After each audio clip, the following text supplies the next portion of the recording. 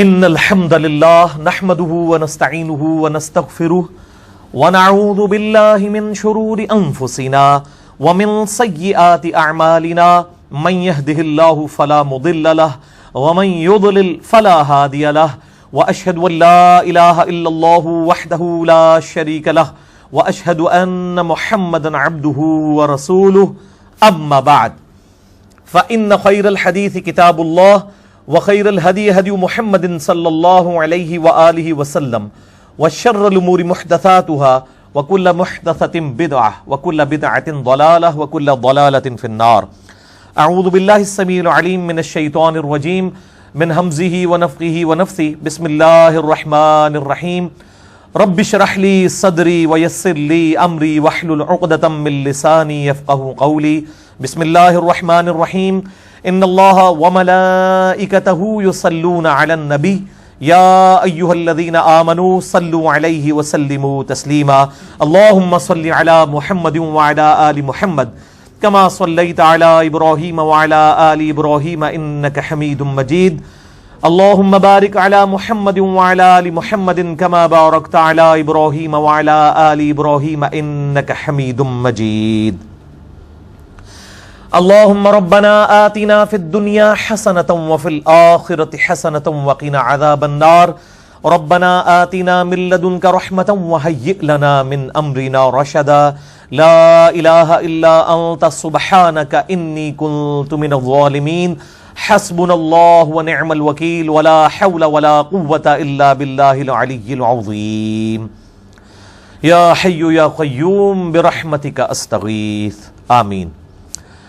الحمدللہ آج 1 اپریل 2018 کو سنڈے کے دن 1 اپریل کو پوری دنیا کے اندر ایک فرسودہ قسم کی بدعت ہے اپریل فول منانے کی.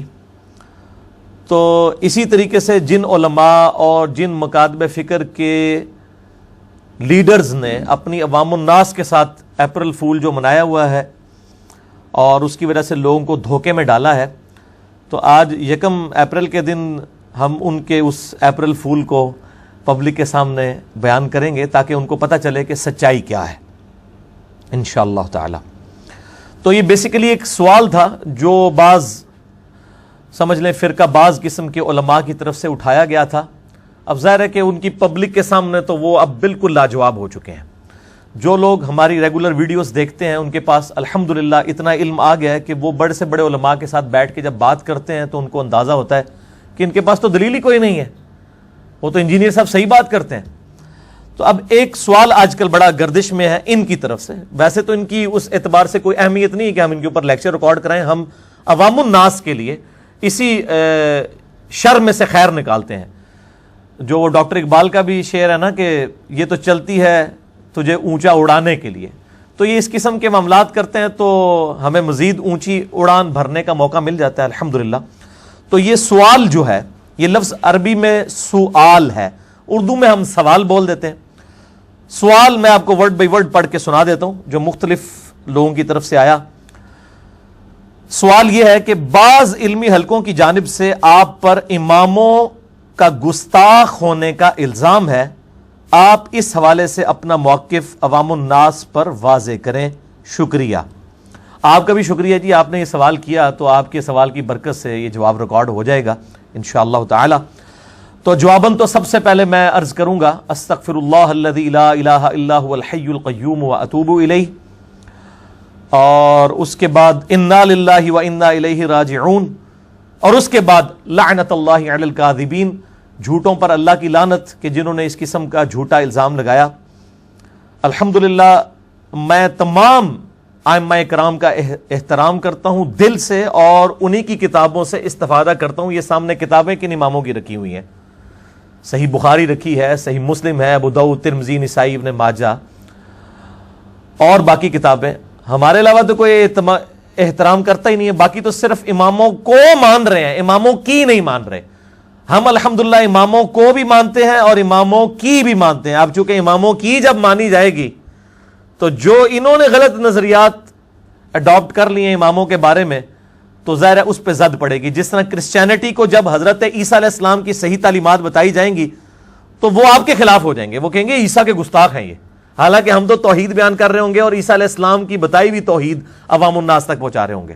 اسی طریقے سے ہمارے سب کانٹیننٹ کا ایک عجیب و غریب کلچر ہے، یہاں پہ جب آپ سچی بات کرتے ہیں تو لوگوں کو اس حوالے سے تکلیف ہوتی ہے اور وہ سمجھتے ہیں شاید یہ اماموں کے گستاخ ہو رہے ہیں، حالانکہ اماموں کے سب سے بڑے ڈیفینڈر ہی ہم یہ ہیں، اس اعتبار سے کہ ہم نے ان کی صحیح تعلیمات لوگوں کے سامنے رکھی ہیں الحمدللہ۔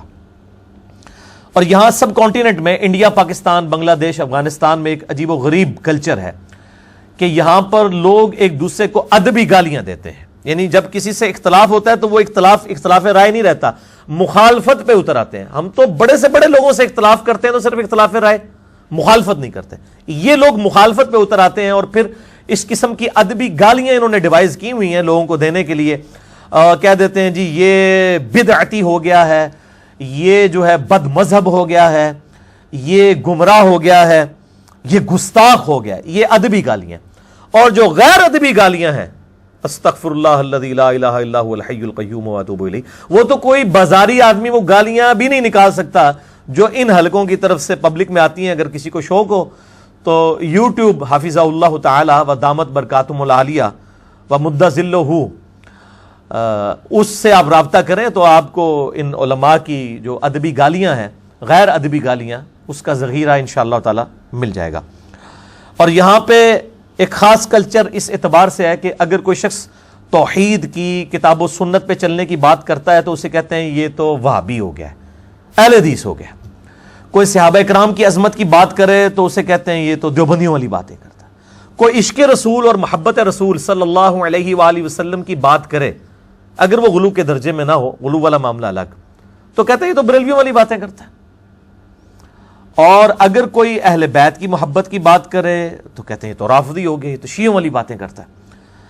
تو یہ بیماری کوئی آج کی نہیں ہے، شروع سے چلتی آئی ہے۔ اہل سنت کے بہت بڑے امام، اور اتنے بڑے امام کہ ان کے پائے کا امام اہل سنت میں کوئی نہیں ہے، نہ فقہ میں، نہ عقیدوں میں، نہ حدیث کے اندر۔ امام احمد بن حنبل کے استاد، امام مالک کے سب سے لائق ترین شاگرد، امام بخاری اور امام مسلم کے آپ سمجھ لیں دادا استاد، امام محمد بن ادریس الشافعی المتوفى 204 ہجری 204 ہجری میں فوت ہوئے، رحمہ اللہ تعالی ورضی اللہ تعالی عنہ وعلیہ السلام۔ انہوں نے جب اہل بیت کی محبت لوگوں میں عام کرنا شروع کی تو اہل سنت کے لوگوں نے ان کو رافضی کہنا شروع کر دیا، حتیٰ کہ انہیں ایک شعر کہنا پڑا جو ان کی اپنے دیوان الشافعی میں موجود ہے اور اہل سنت کی تمام اسماء و رجال کی کتابوں میں تواتر کے ساتھ نقل کیا ہے اہل سنت کے ائمہ نے۔ ان کان رفضا حب آل محمد، اگر آل محمد صلی اللہ علیہ وآلہ وسلم کی محبت کا نام اور رافضی ہونا ہے، فَلْيَشْهَدِ الثَّقَلَانِ أَنِّي رَافِضِي، تو جن و انس اس پر گواہ ہو جاؤ کہ میں رافضی ہوں۔ شیعہ بھی نہیں، رافضی کہا۔ اگر تم یہ سمجھتے ہو کہ اہل بیت کی محبت کا نام رافضی ہونا ہے تو گواہ ہو جاؤ ہاں میں رافضی ہوں، جو ہوندہ یہ کر لو۔ اور میں بھی اپنے بھائیوں کو یہی کہتا ہوں، مجھے بھی وہ جب اہل حدیث میرے خلاف کو کلپ چڑھاتے ہیں تو لکھتے ہیں وہ رافضی، نیم رافضی، جب شیعہ چڑھاتے ہیں تو وہ لکھتے ہیں سنی عالم دین، اور جب دیوبند بریلوی چڑھاتے ہیں وہ کہتے ہیں چھپا ہوا وہابی۔ تو ہر بندہ جو ہے نا وہ دوسری کیٹیگری میں ڈال رہا ہوتا ہے، اور میں کہتا ہوں کہ اصل میں آپ سب لوگ ہی بیسیکلی ایک دوسرے کی مخالفت کر کے اور ایک دوسرے کے ساتھ ملتے جلتے نام دے کے بیسیکلی یہی میسج دینا چاہ رہے ہیں کہ آپ کسی بندے کے بارے میں ایک معاملے میں متفق ہی نہیں ہے۔ جو بات آپ کے مطلب کی کرتا ہے وہ آپ کو اچھی لگتی ہے، جو دوسروں کے مطلب کی کرتا ہے حالانکہ وہ کتاب و سنت میں منوان اسی طرح موجود ہوتی ہے تو آپ اس کو دوسرا نام دے دیتے ہیں۔ تو اللہ تعالیٰ آپ کو معاف کرے اور آپ کو ہدایت دے۔ ہم تو نہیں کہتے کہ آپ پر گرفت کی جائے، باقی ہمیں یہ پتہ ہے ہم آپ کے دکھ میں برابر کے شریک ہیں۔ مجھے پتہ ہے کہ اس وقت عوام الناس، ان تمام مکاتب فکر کے بڑے بڑے علماء جنہوں پنجابی کہتے ہیں انہوں نے گاٹے فٹ ہو گئی ہے جا کے، کیونکہ ان کے سامنے یہ ساری چیزیں آ گئی ہیں۔ اب وہ جا کے ان کے ساتھ بحث و تمہیز کرتے ہیں، اس کی وجہ سے ان کو جواب تو آتا کوئی نہیں ہے تو غصہ میرے اوپر آتا ہے کہ کاش تو نہ ہوتا دنیا میں تو ہماری پبلک جو ہے وہ اسی طرح ہی رہتی۔ تو اس غصے کا مجھے نہیں، میں یہ مذاق کے طور پہ بات نہیں کر رہا، میں دلی طور پہ مجھے پتا ہے، لیکن میں کیا کروں، مجھے بھی اپنی آخرت کی فکر ہے, میں نے بھی تو اللہ کو منہ دکھانا ہے. میں یہ سچائی بیان نہیں کروں گا جو اللہ تعالیٰ نے ہمارے اوپر کھولی تو قیامت الدین اللہ کی بارگاہ میں مجرم بنیں گے. یعنی آخرت میں کامیابی کے لیے 4 چیزیں ہیں, الا الذین آمنوا وعملوا الصالحات. تو تیسری چیز کیا ہے؟ وتواصوا بالحق. اور چوتھی چیز وتواصوا بالصبر. حق بات کی تلقین بھی کرنی ہے, اس پہ صبر بھی کرنا, اور ہم صبر کر رہے ہیں. ہم سے زیادہ کون صبر کرتا ہے؟ یعنی میرے ماں باپ کو گالیاں دی جاتی ہیں, اتنی غلیظ زبان میرے بارے میں استعمال کی جاتی ہے. میرا چیلنج ہے, میں نے آج تک کسی کے بارے میں اس طرح کی زبان استعمال نہیں کی. جواباً ان کا غصہ جو ہے وہ حق بجانب ہے. جب ہمارے محبوب صلی اللہ علیہ وآلہ وسلم کو انہی کے بڑوں نے, ذرا اس زمانے میں یہ لوگ ہوتے تو انہی کے بڑوں میں ہی شامل ہوئے ہوتے نا, انہی کے بڑوں نے مجنون کہا, پاگل کہا, دیوانہ کہا, کس قسم کا یعنی سکینڈل بھی آپ کی ذات کے اوپر, آپ کی بیویوں کے اوپر گھڑے گئے, نعوذ باللہ.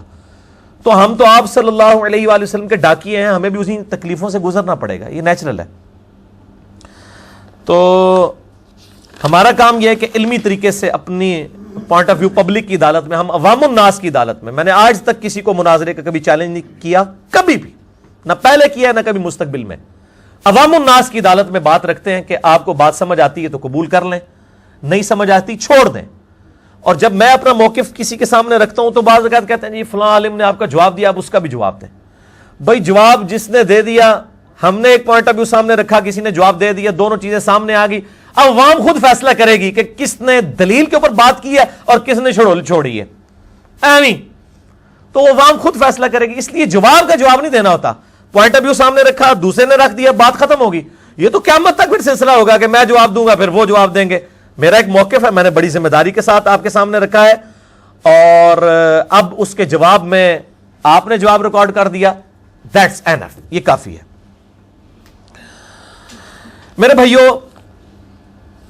الحمدللہ ہم تمام ائمہ کا احترام کرتے ہیں دل سے, اور سب سے زیادہ ہم یہ احترام کرتے ہیں کہ ہم نے صرف اماموں کو نہیں مانا ہوا, ان کی بھی مانی ہوئی ہے. اماموں کی بھی مانتے ہیں, ان کی چیزیں لوگوں کے سامنے رکھتے ہیں. ہم تو خود نابلد ہیں ہر چیز سے. امام بخاری, امام مسلم, امام ابو داؤد, ترمذی, نسائی, ابن ماجہ, ان کی محنتیں ہم پبلک کے سامنے رکھتے ہیں. لیکن یہ بات یاد رکھے کہ ہم کسی بھی بڑے سے بڑے امام کو نبی صلی اللہ علیہ وآلہ وسلم کے ٹائٹل پر فائز نہیں کر سکتے, عصمت اس کے لیے کلیم نہیں کر سکتے کہ وہ معصوم ہے. یہ آپ ہم سے توقع نہ رکھیں.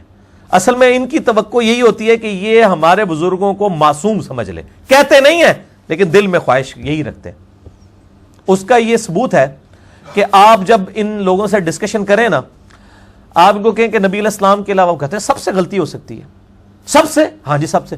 اچھا آپ کے جو سب سے بڑے فلاں عالم دین ہے مکاتب فکر میں سے ٹاپ اس وقت, ان کی کوئی 8-10 غلطیاں تو گنوا دیں.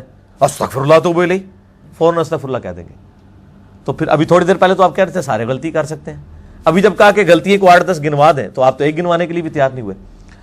نبی صلی اللہ علیہ وآلہ وسلم کے علاوہ کسی کے لیے گارنٹی نہیں ہے کہ وہ بندہ اللہ تعالیٰ کی طرف سے اسپیشل حفاظت میں ہو سوائے آپ صلی اللہ علیہ وآلہ وسلم کی مبارک ذات.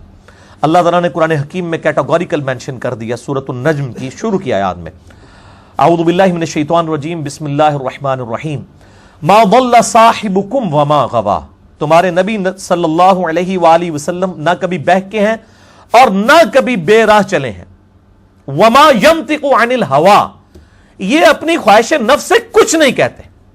ان ہوا الا وحی یوحا, ہاں جو اللہ کی طرف سے وحی آتی ہے یہ وہی کہتے ہیں. یہ گارنٹی اس امت کے سب سے بڑے انسان سیدنا ابو بکر الصدیق رضی اللہ تعالیٰ عنہ علیہ السلام کے لیے بھی نہیں ہے, چاہے جائے کہ آج کے علماء کی بات کی جائے, سوائے ہمارے محبوب صلی اللہ علیہ وآلہ وسلم کے, کہ وہ اپنی خواہش نفس سے کچھ نہیں کہتے, وہ وہی کہتے ہیں جو اللہ ان کو وہی کرتا ہے. یہاں پہ میں آپ کو ایک اوریجنل لطیفہ سناؤں. آج سے تقریباً 7-8 سال پہلے 2010 کی بات ہے. آج جو ہے وہ 1 اپریل 2018 ہے, تو یہ 2010 کی بات ہے آلموسٹ. ایک بریلوی بھائی مجھے گھر پہ ملنے کے لیے آئے. ان دنوں میں گھر میں بھی ایک نشست کرتا ہوتا تھا, تو وہ مجھے آگے کہنے لگے جی تسی کیڑے امام نو مندے ہو, آپ کس امام کو مانتے ہیں؟ اب مجھے تو سمجھ آ رہی تھی کہ وہ یہ کیا کہنا چاہ رہے ہیں. میں کہا جی امام حسین نو. فوراً اس کا تو ایکسپیکٹ ہی نہیں تھا کر رہا. اس نے کہا تھا یہ کہے گا میں غیر مقلد ہوں, میں اماموں کو نہیں مانتا. اللہ دے بندے ہو دائیاں کلو نہیں ٹھڈ چھپے. دائیوں سے پیٹ تو نہیں چھپے ہوتے, مجھے تو پتا ہے کہ میں نے کیا جواب دینا ہے. نہیں میں انہاں امامہ دی گل کر رہا, میں کہا تو امام حسین نہیں مندا؟ نہیں امام حسین کو میں مانتا ہوں. میں نے کہا جب میں امام حسین کو مان رہا ہوں تو چھوٹے امام میرے سامنے پیش کر رہا ہے, بتا امام حسین بڑے یا امام حنیفہ بڑے؟ نہیں امام حسین بڑے. تو میں کہا میں امام حسین کو مان رہا ہے نا. تو یہ جب میں نے اس کو علم الکلام سے پھکی والا الزامی جواب اینٹی وینم دیا, وہ جب کوبرا سانپ کاٹ دینا تو وہ زہر کا علاج صرف اینٹی وینم سے ہوتا ہے, وہ کوبرے کے زہر سے تیار ہوتا ہے, تو فوراً وہ خاموش ہو گیا. تو اس میں کوئی شک نہیں ہے, سارے ائمہ قابل احترام ہیں اور انہی کا نالج کمبائنڈ فارم میں ہمارے پاس آج موجود ہے. اور الحمدللہ ان ائمہ نے تو, امام بخاری نے تو ایک کتاب صحیح بخاری لکھی, ہمارے پاس تو 20 کتابیں حدیث کی ہیں. انہی کی محنت کی وجہ سے اس وقت یعنی انفارمیشن ہمارے پاس ان لوگوں سے زیادہ ہے, اور اس میں کوئی ائمہ کی توہین نہیں ہے. بعض لوگ اس کو توہین سمجھنا شروع کر دیتے ہیں, انہی کی محنت ہے. یعنی امام بخاری کے بعد تو صحیح بخاری یہ چند ایک ان کی کتابیں تھیں, ہمارے پاس تو مسلم شریف بھی ہے, ابو داؤد بھی ہے, ترمذی بھی, نسائی بھی, ابن ماجہ بھی. انفارمیشن ہمارے پاس زیادہ ہے, ہم ان سے زیادہ علم نہیں کلیم کر رہے.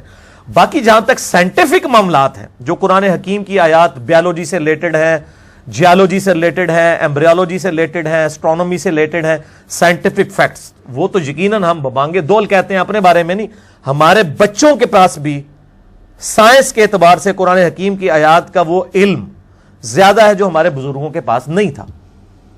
میں نے کئی دفعہ بتایا, امام محمد غزالی المتوفا 505 ہجری 505 ہجری, انہوں نے کیمیائے سعادت میں لکھا ہے کہ سورج زمین سے 5 یا 6 گنا بڑا ہے. ہمارے بچے کو بھی پتا ہے کہ سورج زمین سے 5 یا 6 گنا نہیں, 500 یا 600 گنا نہیں, 5000 یا 6000 گنا نہیں, 5 لاکھ یا 6 لاکھ گنا نہیں, 13 لاکھ گنا بڑا ہے. تو اب اس معاملے میں تو ظاہر ہے کہ ہمارے پاس علم زیادہ ہی ہے نا, اس سے ان اماموں کی تحقیر نہیں ہے, اس لیے کہ علم وقت کے ساتھ ساتھ جو ہے وہ پبلک کے سامنے آئے. اس طرح حدیثوں کا بھی آج اسلام 360 میں جتنی کتابیں ہیں یا مکتبۃ الشاملہ میں, ہمارے بزرگوں کے پاس تو اتنی چیزیں اویلیبل نہیں تھیں, لیکن انہی کی محنتیں ہیں, کریڈٹ ہم انہی کو دیتے ہیں, انہی کی کتابیں. ان بخاری کے باہر میں نے اپنا نام نہیں لکھ لیا, انہی کا نام لکھا ہوا ہے, ٹھیک ہے نا جی, رسپیکٹ ان کو ہی دیتے ہیں الحمدللہ. اس حوالے سے میرے بھائیوں قرآن حکیم میں کیٹاگوریکل مینشن ہوا ہے, سورۃ النساء کی آیت نمبر 59 ہے. اعوذ باللہ من الشیطان الرجیم, بسم اللہ الرحمن الرحیم. یا ایھا الذین آمنوا اطیعوا اللہ واطیعوا الرسول, اے اہل ایمان اطاعت کرو اللہ کی اور اطاعت کرو اس کے رسول کی صلی اللہ علیہ وآلہ وسلم. وَأُولِي الْأَمْرِ مِنْكُمْ, اور جو تم میں حکمران ہے اس کی بھی اطاعت کرو. اطاعت کا لفظ نہیں آیا, اطاعت کا لفظ صرف اللہ رسول کے ساتھ آیا تاکہ پتہ چل جائے ایبسولوٹ ان کی ہے, باقیوں کی ریلیٹیو ہے, ان کی وجہ سے ہے, اگر وہ ان کے خلاف ہوں گے پھر ان کی بات نہیں ہوگی. ساتھ ہی آ گیا فَإِن تَنَازَعْتُمْ فِي شَيْءٍ, اگر تمہارا اپنے حکمران سے اپنے لیڈر سے جھگڑا ہو جائے, فَرُدُّوهُ إِلَى اللَّهِ وَالرَّسُولِ, تو اپنے فیصلے کے لیے اللہ اور اس کے رسول یعنی آج کی ڈیٹ میں کتاب و سنت کی طرف رجوع کرو. ان کنتم تؤمنون باللہ والیوم الآخر, اگر تم اللہ اور یوم آخرت پر ایمان رکھتے ہو, یعنی اگر صحیح مسلمان ہو تو تمہارا ایٹیچیوڈ یہ ہوگا کہ اپنے عالم دین سے, اپنے حکمران سے, اپنے لیڈر سے جو ہمارا اختلاف ہوگا تو تم یہ نہیں کہو اتنے بڑے بزرگ کو کیسے غلطی لگ سکتی ہے, تم اللہ اور اس کے رسول یعنی کتاب و سنت کی طرف رجوع کرو گے اگر تم اللہ اور یوم آخرت کو مانتے ہو. ذالک خیر و احسن تأویلا, اسی میں تمہاری خیریت ہے اور اسی کا انجام بہتر ہونے والا ہے, ورنہ تمہارا انجام برا ہوگا اگر تم اللہ اور اس کے رسول صلی اللہ علیہ وآلہ وسلم کو فائنل اتھارٹی نہیں مانو گے. اور بھائیو پریکٹیکلی ہماری حدیث کی کتابوں میں درجنوں ایسی مثالیں موجود ہیں کہ ہمارے صحابہ اکرام علیہم رضوان وعلیہم السلام اجمعین کے سامنے جب کوئی بات رکھی جاتی تھی کتاب و سنت سے اور وہ ان کے رائے کے خلاف ہوتی تھی تو وہ اپنی رائے پہ نہیں ڈٹتے تھے بلکہ فوراً سر تسلیم خم کر دیتے تھے, صحیح مسلم بن جاتے تھے وہ. اس کانٹیکسٹ میں کم از کم 3 مثالیں پیش کرتا ہوں ٹائم کی مناسبت سے, ورنہ تو میں 10 گھنٹے اس پہ فی البدی بول سکتا ہوں. پہلی مثال صحیح بخاری اور صحیح مسلم کی متفق علیہ حدیث ہے, بخاری میں بھی اور مسلم میں دونوں میں موجود ہے. بخاری میں انٹرنیشنل نمبر ہے 1563, مسلم میں 2964. امام زین العابدین المتوفا 95 ہجری جو سیدنا حسین علیہ السلام کے بیٹے ہیں, امام سجاد رضی اللہ تعالیٰ عنہ علیہ السلام, وہ مروان بن حکم سے نقل کرتے ہیں کہ مروان کہتا ہے کہ میں اس مجلس میں موجود تھا جہاں پہ سیدنا عثمان جب خلیفہ راشد تھے، ان کا اور سیدنا علی کا اختلاف ہو گیا ایک مسئلے میں، اور وہ اختلاف یہ تھا کہ سیدنا عثمان رضی اللہ تعالیٰ عنہ حج تمتع پر پابندی لگا رہے تھے، جبکہ بخاری اور مسلم میں ہے کہ آپ سے نے بڑی محنت کر کے مشرکین عرب کی یہ رسم توڑی تھی، وہ حج تمتع کو حرام سمجھتے تھے، اور نبی علیہ السلام نے بخاری مسلم میں آتا ہے یوں انگلیاں داخل کی اور فرمایا قیامت تک حج اور عمرہ یوں داخل ہو گئے، اب قیامت تک حج تمتع ہے، میں نے اس کو جاری کر دیا ہے، ایک سفر میں حج اور عمرہ دونوں کیے جائیں۔ اتنی مشکل سے یہ مشرکانہ رسم توڑی، لیکن سیدنا عثمان رضی اللہ تعالیٰ عنہ نے کچھ اپنے ایشوز کی وجہ سے اس کے اوپر پابندی لگائی۔ اب وہ ایک علیحدہ سے ٹاپک ہے، میں اس طرف چل پڑوں گا پھر فائدہ نہیں ہے۔ بہرحال سیدنا علی نے مخالفت کی، اور جب سیدنا علی نے دیکھا کہ حضرت عثمان اپنی بات پر ڈٹے ہوئے ہیں اور پیچھے ہٹنے کے لیے تیار نہیں ہے، تو سیدنا علی رضی اللہ تعالیٰ عنہ علیہ السلام نے ادھر ہی پھر نعرہ حق بلند کیا اور کہا لبیک بعمرہ والحج، میں عمرے اور حج کے لیے لبیک بولتا ہوں، میں ایک سفر میں دونوں کروں گا، اور کہا کہ اے امیر المومنین، میں نبی صلی اللہ علیہ وآلہ وسلم کی سنت کو نہیں چھوڑ سکتا کسی کے کہنے کے اوپر، خواہ وہ آپ ہی کیوں نہ ہو۔ نبی صلی اللہ علیہ وسلم نے حج تمتع کو جاری کیا تھا، میں آپ صلی اللہ علیہ وآلہ وسلم کی مخالفت نہیں کروں گا، آپ کی مخالفت کر لوں گا۔ یہ صحابہ کرام کا ایٹیچیوڈ تھا۔ دوسری مثال جامعہ ترمذی میں انٹرنیشنل نمبر کے مطابق 824 نمبر، اہل شام میں سے ایک شخص عبداللہ ابن عمر کے پاس آیا اور اس نے پوچھا یہ حج تمتع کرنا، یعنی ایک ہی سفر میں حج اور عمرے کو جمع کرنا، جو آج دنیا کے 95% مسلمان کرتے ہیں، کیا یہ حلال ہے؟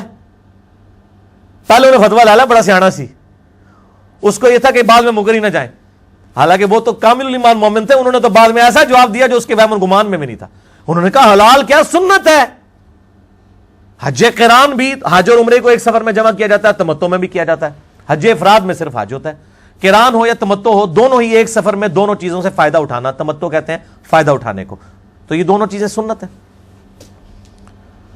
تو عبداللہ بن عمر سے وہ کہنے لگا کہ آپ کے جو ابا جان تھے نا حضرت عمر رضی اللہ تعالیٰ عنہ، وہ تو منع کرتے تھے حج تمتع سے۔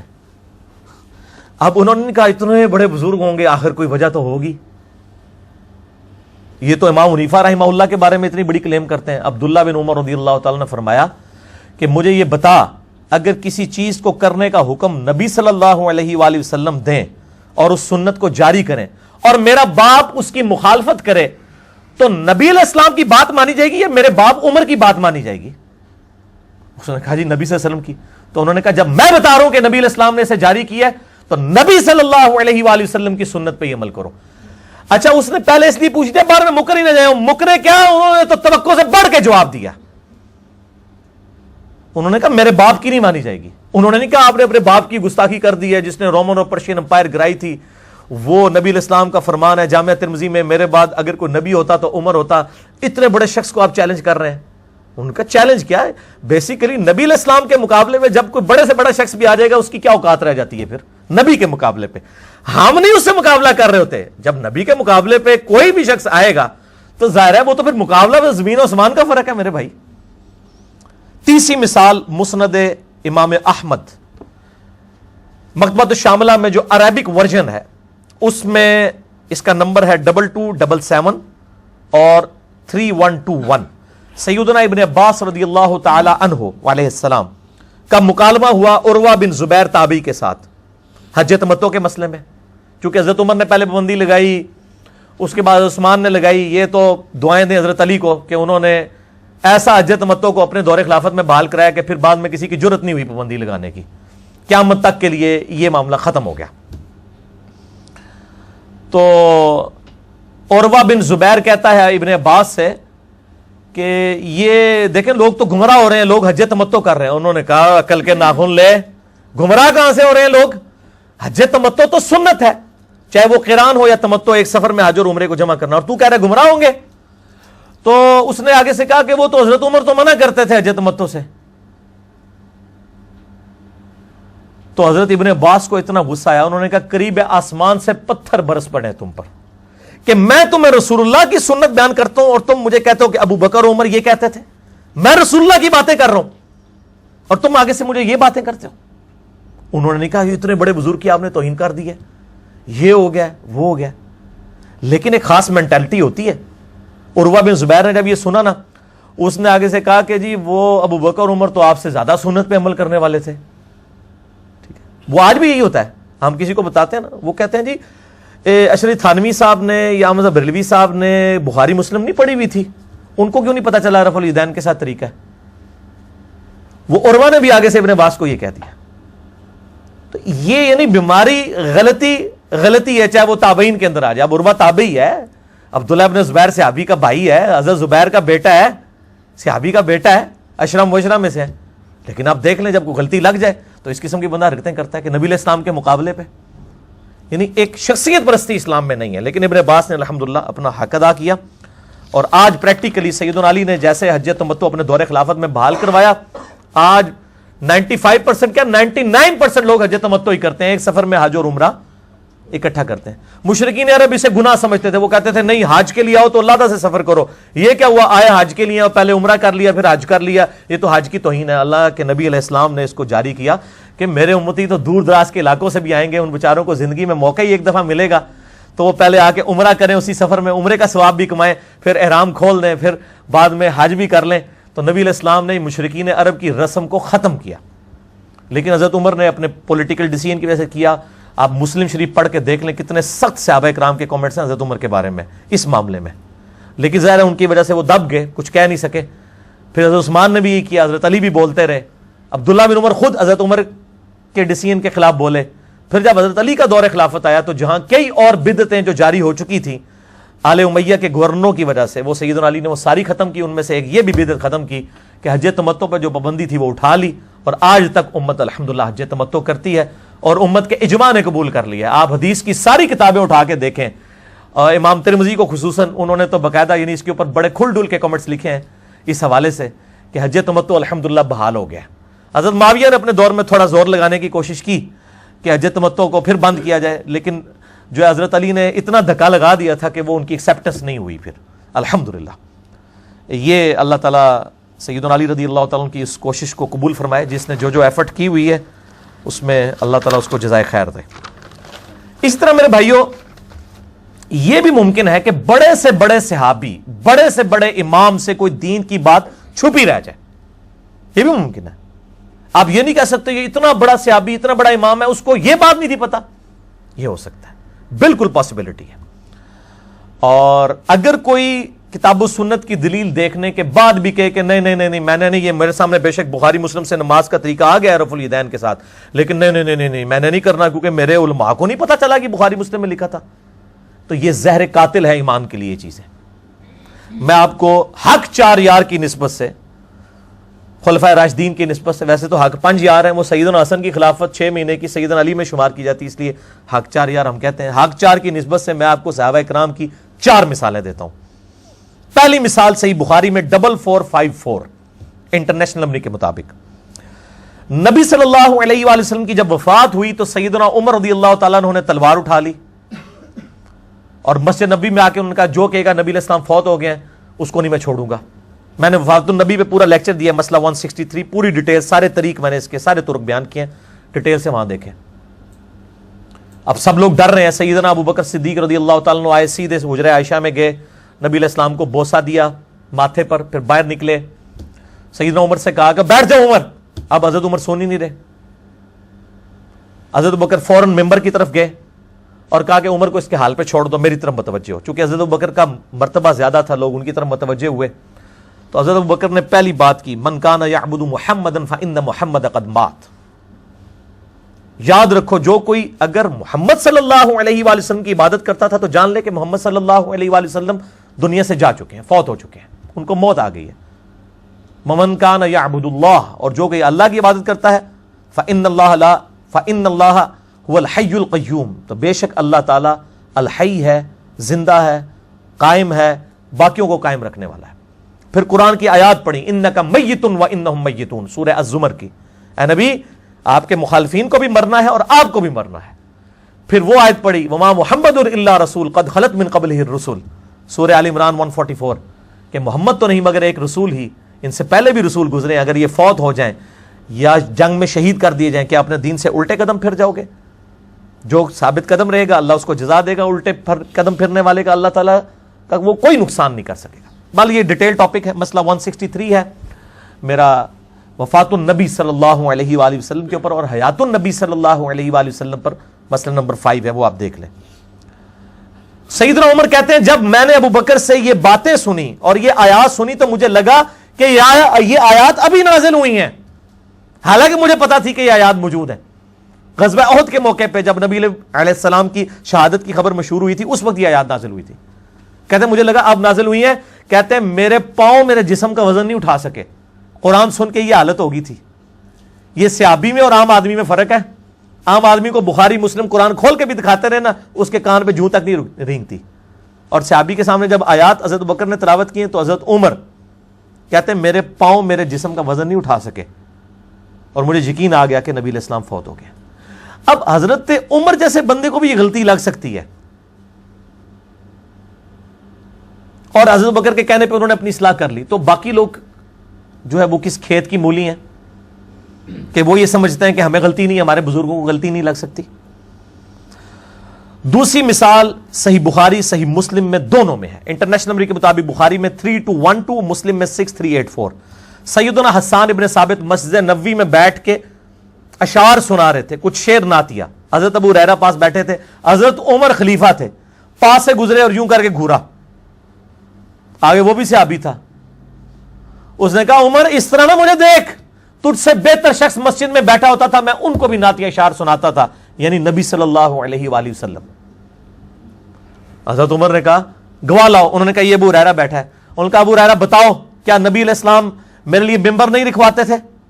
آپ صلی اللہ علیہ وآلہ وسلم میرے لیے دعا نہیں کرتے تھے کہ اے اللہ روح قدس کے ذریعے حسان کی مدد کریے، شیروں کے ذریعے کافروں کو جواب دیتا ہے نبی صلی اللہ علیہ وآلہ وسلم کے مخالفین کو؟ انہوں نے کہا میں اللہ کی قسم اٹھاتا ہوں کہ حسان ابن ثابت سچ کہہ رہے ہیں، نبی صلی اللہ علیہ وآلہ وسلم حضرت حسان کے لیے دعا فرمایا کرتے تھے۔ اب حضرت عمر نے یہ کوئی مجلس، یہ محفل میلاد اٹینڈ نہیں کی ہوئی، وہ محفل میلاد کے لیے بھی اس کو دلیل لیتے ہیں نا، ہمیں محفل میلاد سے کوئی چڑ نہیں ہے، ہم کہتے ہیں اس میں شرک بیان نہ کریں، کتاب و سنت سے دلائل بیان۔ محفل میلاد ہم نے بھی کئی کی ہیں، مسئلہ 63 میرا ریکارڈڈ موجود ہے میلاد کے اوپر، بلکہ اب تو اجماع ہو چکا ہے، اہل حدیث میلاد کہہ کے نہیں، لیکن وہ امام الانبیاء کانفرنس کہہ کے کر لیتے ہیں، ربیع الاول کے مہینے میں کرتے ہیں، دیوبند سیرت النبی کانفرنس کرتے ہیں، بریلوی میلاد النبی کانفرنس کرتے ہیں، شیعہ بھی کرتے ہیں، کر رہے سارے ہی ہیں۔ تو اب حضرت عمر نے تو نہیں کہا کہ میں نے تو آج تک سنا ہی نہیں ہے، یہ کیا باتیں کر رہے ہو، میں امیر المومنین ہوں، میں نبی علیہ السلام کا ساتھی ہوں، ان کو غلطی لگ گئی۔ تو بھئی اگر حضرت عمر کو غلطی لگ سکتی ہے تو امام حنیفہ، امام شافعی، امام احمد بن حنبل، امام مالک کو بھی غلطی لگ سکتی ہے، انہوں نے تو نبی علیہ السلام کی صحبت بھی نہیں کی ہوئی ہے۔ تیسری مثال بھی بخاری اور مسلم سے، اب یہ دیکھ لیں ساری بخاری چل رہی ہے، مسلم چل رہی ہے، بخاری میں 1926، مسلم میں 2589۔ سیدنا ابو ہریرہ رضی اللہ تعالیٰ عنہ نبی علیہ السلام کی وفات کے بعد 30 سال تک 30 ایئرز تک یہ فتویٰ دیتے تھے کہ جس شخص پہ غسل فرض ہو وہ روزہ نہیں رکھ سکتا جب تک غسل نہ اتار لے۔ جب مروان بن حکم جو ہے وہ حضرت معاویہ رضی اللہ تعالیٰ عنہ کے دور میں مکے اور مدینے کا گورنر بنا تو اس کو یہ مسئلہ کھٹکا، اس نے کہا یہ حضرت ابو ہریرہ ایسا مسئلہ کیوں بیان کرتے ہیں، لیکن وہ احترام بھی ان کا کرتا تھا، ڈائریکٹ بات نہیں کر سکتا تھا، سیدہ عائشہ کی طرف بندہ بھیجا، سیدہ عائشہ نے کہا کہ ایسا تو کوئی مسئلہ نہیں ہے، نبی علیہ السلام تو اپنی بیویوں کے ساتھ ازدواجی تعلق قائم کرتے تھے اور فجر کا وقت داخل ہونے کے بعد غسل اتارتے تھے اور روزہ بھی رکھ لیتے تھے، حالانکہ آپ صلی اللہ علیہ وسلم کو یہ پتا ہوتا تھا کہ مجھ پہ غسل فرض ہے۔ چلیں احتلام والا معاملہ ہو، عام آدمی کے اعتبار سے بات کر رہا ہوں، وہ تو اس بیچارے کو نہیں پتا چلا، اچانک آنکھ کھلی، نبی علیہ السلام کو تو پتا ہوتا تھا، آپ نے امت کے لیے آسانی رکھی ہے، اللہ نے شریعت میں آسانی دی ہے۔ وہ آئے حضرت ابو ہریرہ کے پاس، حضرت ابو ہریرہ رضی اللہ تعالیٰ وہی فتویٰ دے رہے ہیں، اپنا اجتہاد اور قیاس کر رہے تھے، ان کے پاس کوئی دلیل نہیں تھی کتاب و سنت سے، صحابی کا بھی اجتہاد اور قیاس غلط ہو سکتا ہے۔ اب وہ سیدنا ابو ہریرہ سے انہوں نے بات کی، یہ نہیں کہا کہ آپ غلط کہتے ہیں، انہوں نے کہا چلیں حضرت عائشہ کے پاس، سیدہ عائشہ کے پاس لے گئے، وہاں پہ وہی سوال کیا پردے میں، تو سیدہ عائشہ نے کہا کہ نبی علیہ السلام تو ایسے کرتے تھے۔ پھر حضرت ابو ہریرہ نے کہا کہ میں اپنے اس معاملے میں رجوع لاتا ہوں، مجھے غلطی لگی۔ حضرت ابو ہریرہ سب سے زیادہ حدیثوں کے راوی ہیں، ان کو بھی غلطی لگ سکتی ہے، تو امام حنیفہ کو غلطی نہیں لگ سکتی، امام شافعی، امام بن حنبل، امام مالک کو؟ امام ابو ہریرہ جو امت کا حدیث میں امام ہے، اس کو اگر غلطی لگ سکتی ہے تو ان کو غلطی نہیں لگ سکتی؟ تو یہ بڑی یعنی توہین کرتے ہیں. یہ قیاس اور اجتہاد کیا حضرت ابو ہریرہ نے, ان کا بھی غلط نکلا. ابو داؤد ترمذی کے اندر حدیث موجود ہے, ابن ماجہ میں بھی, 3 کتابوں میں. اس میں شریک القادی مدلس ہیں, لیکن سما کی تصریح سنن الکبریٰ البیہقی میں ہے. ایک صحابی نے حضور کو سجدہ کیا, کہا میں کوفے کے پاس ایک ہیرا شہر ہے وہاں گیا, سردار اپنے سردار کو لوگ سجدہ کرتے تھے, آپ تو اللہ کے پیغمبر ہیں, میں آپ کو اس لیے سجدہ کیا. یعنی انہوں نے اس پہ قیاس اور اجتہاد کیا. یہ قیاس اور اجتہاد کو لیے پھرتے ہیں نا, ہم بھی قیاس اور اجتہاد کو مانتے ہیں, لیکن کتاب و سنت کے خلاف نہ ہو. نبی علیہ السلام نے فرمایا سر اٹھا, جب میں فوت ہو جاؤں گا تو میری قبر سے بھی گزرے گا, کیا میری قبر پہ سجدہ کرے گا؟ کہا نہیں یا رسول اللہ. تو فرمایا مجھے کیوں کر رہا ہے؟ اگر میں سجدہ جائز سمجھتا تو بیویوں سے کہتا کہ اپنے خامدوں کو سجدہ کریں اس حق کے سبب جو اللہ نے ان کو دیا ہے. اس صحابی نے تو نہیں کہا عشق کے چلے نمبر رہ گئے, یا رسول اللہ میں نے اجتہاد ہی کیا, آپ اجتہاد کو نہیں مانتے, نعوذ باللہ. بھائی اجتہاد اور قیاس صحابی کا ایکسیپٹیبل نہیں ہے کتاب و سنت اور اجماع امت کے خلاف, چاہے جائے کہ عام آدمی کا. قیاس اور اجتہاد کتاب و سنت کے خلاف نہ ہو, وہ قیامت تک جاری ہے. بلکہ مقلد تو ہوتا ہی وہ ہے جو اجتہاد کا منکر ہو, ہم اجتہاد کو ماننے والے ہیں. مقلد تو کہتا نہیں امام نے جو کچھ کر لی, جبکہ آج کے تو 90% مسائل آج کے دور کے مسائل ہیں. ویڈیو کیمرے کا مسئلہ, انتقال خون کا مسئلہ, ریل گاڑی میں نماز کا مسئلہ, یہ امام حنیفہ, امام شافعی, امام احمد بن حنبل, امام مالک نے کہاں لکھا ہوا ہے؟ قیامت تک اجتہاد جاری ہے. یہ تو اسلام کی خوبصورتی ہے. اور یہ کہتے ہیں حدیث میں یہ مسئلہ کہاں لکھا ہے؟ بھائی حدیثوں میں اس لیے یہ مسائل نہیں ہے, اس میں رولز بتا دیے کہ قیامت تک کے لیے اجتہاد ہوتا رہے گا. اجتہاد اس امت کی اللہ نے سمجھ لیں ماتھے کا جھومر رکھا ہے کہ کسی ایک بندے پہ فکس نہیں رکھنا اس کو. کتاب اللہ, سنت, اجماع یہ ایبسولوٹ ہے, اجتہاد ریلیٹیو ہے. یہ چاروں چیزیں اہل سنت کا منہج, میرا ایک کلپ ہے یوٹیوب پہ, لکھیں آپ کو پتا چلے منہج کسے کہتے ہیں. اہل سنت کا منہج کیا ہے؟ کتاب اللہ, سنت, اجماع, ایبسولوٹ دلائل اور اجتہاد جو ہے ریلیٹیو. یہ 4 چیزیں. تو حضرت ابو ہریرہ نے پھر رجوع کر لیا. چوتھی مثال بھی صحیح بخاری میں 6922, ترمذی میں بھی موجود ہے 1458. مولا علی علیہ السلام علم کا پہاڑ ہے. صحیح مسلم میں حدیث ہے, اما عائشہ سے کسی نے آگے پوچھا کہ یہ موزوں پر مسح کی مدت کیا ہے. صحیح مسلم میں اوپر تلے 3 حدیثیں ہیں. 639 انٹرنیشنل نمبر کے مطابق, 639, 640, 641 شروع میں. تو سیدہ عائشہ نے کہا کہ علی ابن ابی طالب کے پاس جاؤ, وہ مجھ سے بڑے عالم ہیں, ان کا زیادہ وقت نبی علیہ السلام کے ساتھ گزرا ہے. بیوی زیادہ قریب ہوتی ہے یا دوست؟ بیوی. اور اما عائشہ کیا کہہ رہی ہیں کہ علی کے پاس جاؤ, ان کا مجھ سے زیادہ قرب تھا نبی علیہ السلام کے ساتھ, وہ تمہیں بتائیں گے کہ مسح کی مدت کیا ہے, کیونکہ وہ سفر و حضر میں حضور کے ساتھ ہوتے تھے. سیدہ عائشہ تو صرف اس سفر میں ہوتی تھی نا جو ان کا قرعہ نکلتا تھا. بخاری میں ہے کہ نبی علیہ السلام ہر سفر کے لیے قرعہ اندازی کرتے تھے, جس بیوی کا نام نکلتا تھا اس ایک بیوی کو ساتھ لے کے جائے. حضرت علی تو ہر سفر میں ساتھ ہوتے تھے سوائے تبوک کے, اس میں پیچھے چھوڑ کے. بخاری مسلم میں آتا ہے تو حضرت علی رو پڑے. تو حضور نے کہا کہ تو اس پہ خوش نہیں ہے کہ تیری میرے ساتھ وہی نسبت ہے جو ہارون کی موسیٰ کے ساتھ, مگر میرے بعد کوئی نبی نہیں. اتنا بڑا ٹائٹل دے دیا. جیسے موسیٰ علیہ السلام کو طور پہ گئے تھے تو ہارون کو چھوڑ کے گئے تھے, میں تبوک پہ تجھے چھوڑ کے جا رہا ہوں اپنی طرف سے. مولا علی علیہ السلام کے پاس جب وہ بندہ آیا تو انہوں نے فرمایا کہ نبی علیہ السلام نے مسافر کے لیے 3 دن اور 3 رات یعنی 72 گھنٹے اور 15 نمازیں, اور مقیم کے لیے 1 دن اور 1 رات یعنی 5 نمازیں 24 گھنٹے کے اندر ایک دفعہ وضو کر کے جب موزے پہن لیے جائیں تو اس پہ مسح کی اجازت دی ہے. اتنا بڑا عالم جس سے اما عائشہ جو سینکڑوں صحابہ کی استاد ہیں, ان کو جو مسئلہ نہیں پتا ہوتا تھا وہ مولا علی سے پوچھتی تھی. اور یہاں پہ مولا علی علیہ السلام کے بارے میں بخاری میں کیا آ رہا ہے؟ صحیح بخاری 6922, جامعہ ترمذی 1458, اور سنن ابی داؤد میں بھی ہے 4351. اور سنن ابی داؤد میں جب حضرت علی کا نام آیا تو امام داؤد نے علی علیہ السلام لکھا ہے. اس حدیث میں بھی 4351. ویسے تو بخاری میں بھی ہے علی علیہ السلام 6318 صحیح بخاری میں. ابو داؤد کے اندر یہ 4351 کے اندر ہے. بخاری میں امام حسین کے ساتھ علیہ السلام ہے 3748 حدیث میں. اس میں بھی امام داؤد نے علی علیہ السلام لکھا ہے کہ مولا علی علیہ السلام نے چند مرتدین کو جو دین سے پھر چکے تھے ان کو آگ میں جلوا دیا. ابن عباس تک جب یہ خبر پہنچی تو ابن عباس نے کہا کہ میں اگر حضرت علی کی جگہ ہوتا تو میں کبھی ان کو آگ میں نہ جلواتا بلکہ قتل کرواتا, کیونکہ نبی صلی اللہ علیہ وآلہ وسلم مرتدین کو قتل کروایا کرتے تھے اور کہتے تھے کہ آگ میں کسی کو نہ جلاؤ, آگ کا عذاب صرف اللہ اپنی مخلوق کو دے سکتا ہے, یعنی آخرت میں جو دے گا. کوئی مخلوق دوسری مخلوق کو آگ میں نہیں جلا سکتی, یہ حرام ہے. آپ کسی جانور کو, کسی کافر کو, کسی مسلمان کو سزا کے طور پہ آگ میں نہیں ڈال سکتے. اب حضرت علی کی یہ بات، حضرت ابن عباس کی یہ بات حضرت علی کے بارے میں حضرت علی کو کسی نے بتائی کہ ابن عباس یہ کہہ رہے ہیں، تو حضرت علی نے آگے سے نہیں کہا میں تو امیر المومنین ہوں، میں خلیفہ راشد ہوں، ابن عباس کی کیا مجال کہ مجھ سے اختلاف کرے، اتنے بڑے بزرگ کو کیسے غلطی لگ سکتی ہے؟ آپ نے فرمایا کہ ابن عباس نے سچ کہا، اللہ تعالیٰ اس کو جزا دے، اس نے سچ کہا، یعنی اس نے اس طرح میری رہنمائی کر دی، یعنی مجھ سے یہ چیز اوور لک ہو گئی تھی۔ اور ابو داؤد میں الفاظ ہیں، انہوں نے ویح کے لفظ استعمال کیے کہ ابن عباس، ہائے افسوس ابن عباس، تو نے پہلے کیوں نہیں مجھے ہائی لائٹ کر دی یہ بات کہ میں رجوع کر لیتا۔ اب سیدنا علی جیسی شخصیت، ان سے بھی معاملات اوور لک ہو سکتے ہیں۔ اے پکی بھی جے کہندے نے جی باقیاں دی غلطی بیان کردا ہے، حضرت علی دی نہیں کردا۔ بھائی ساڈے سارے ہی سکے نے تے نبی علیہ السلام تو ود کے ساڈا سکا کوئی نہیں جے۔ نبی علیہ السلام دے نال جدی بھی گل ٹکرائے گی، جس کی بھی بات ٹکرائے گی، ہم کلیئر کٹ اس کی غلطی کو ہائی لائٹ کریں گے۔ اور مولا علی نے خود مانا ہے، جس طرح حضرت عمر نے اپنی غلطی مانی، حضرت علی نے بھی مان لی کہ مجھ سے یہ مس ہینڈل ہوا ہے مسئلہ۔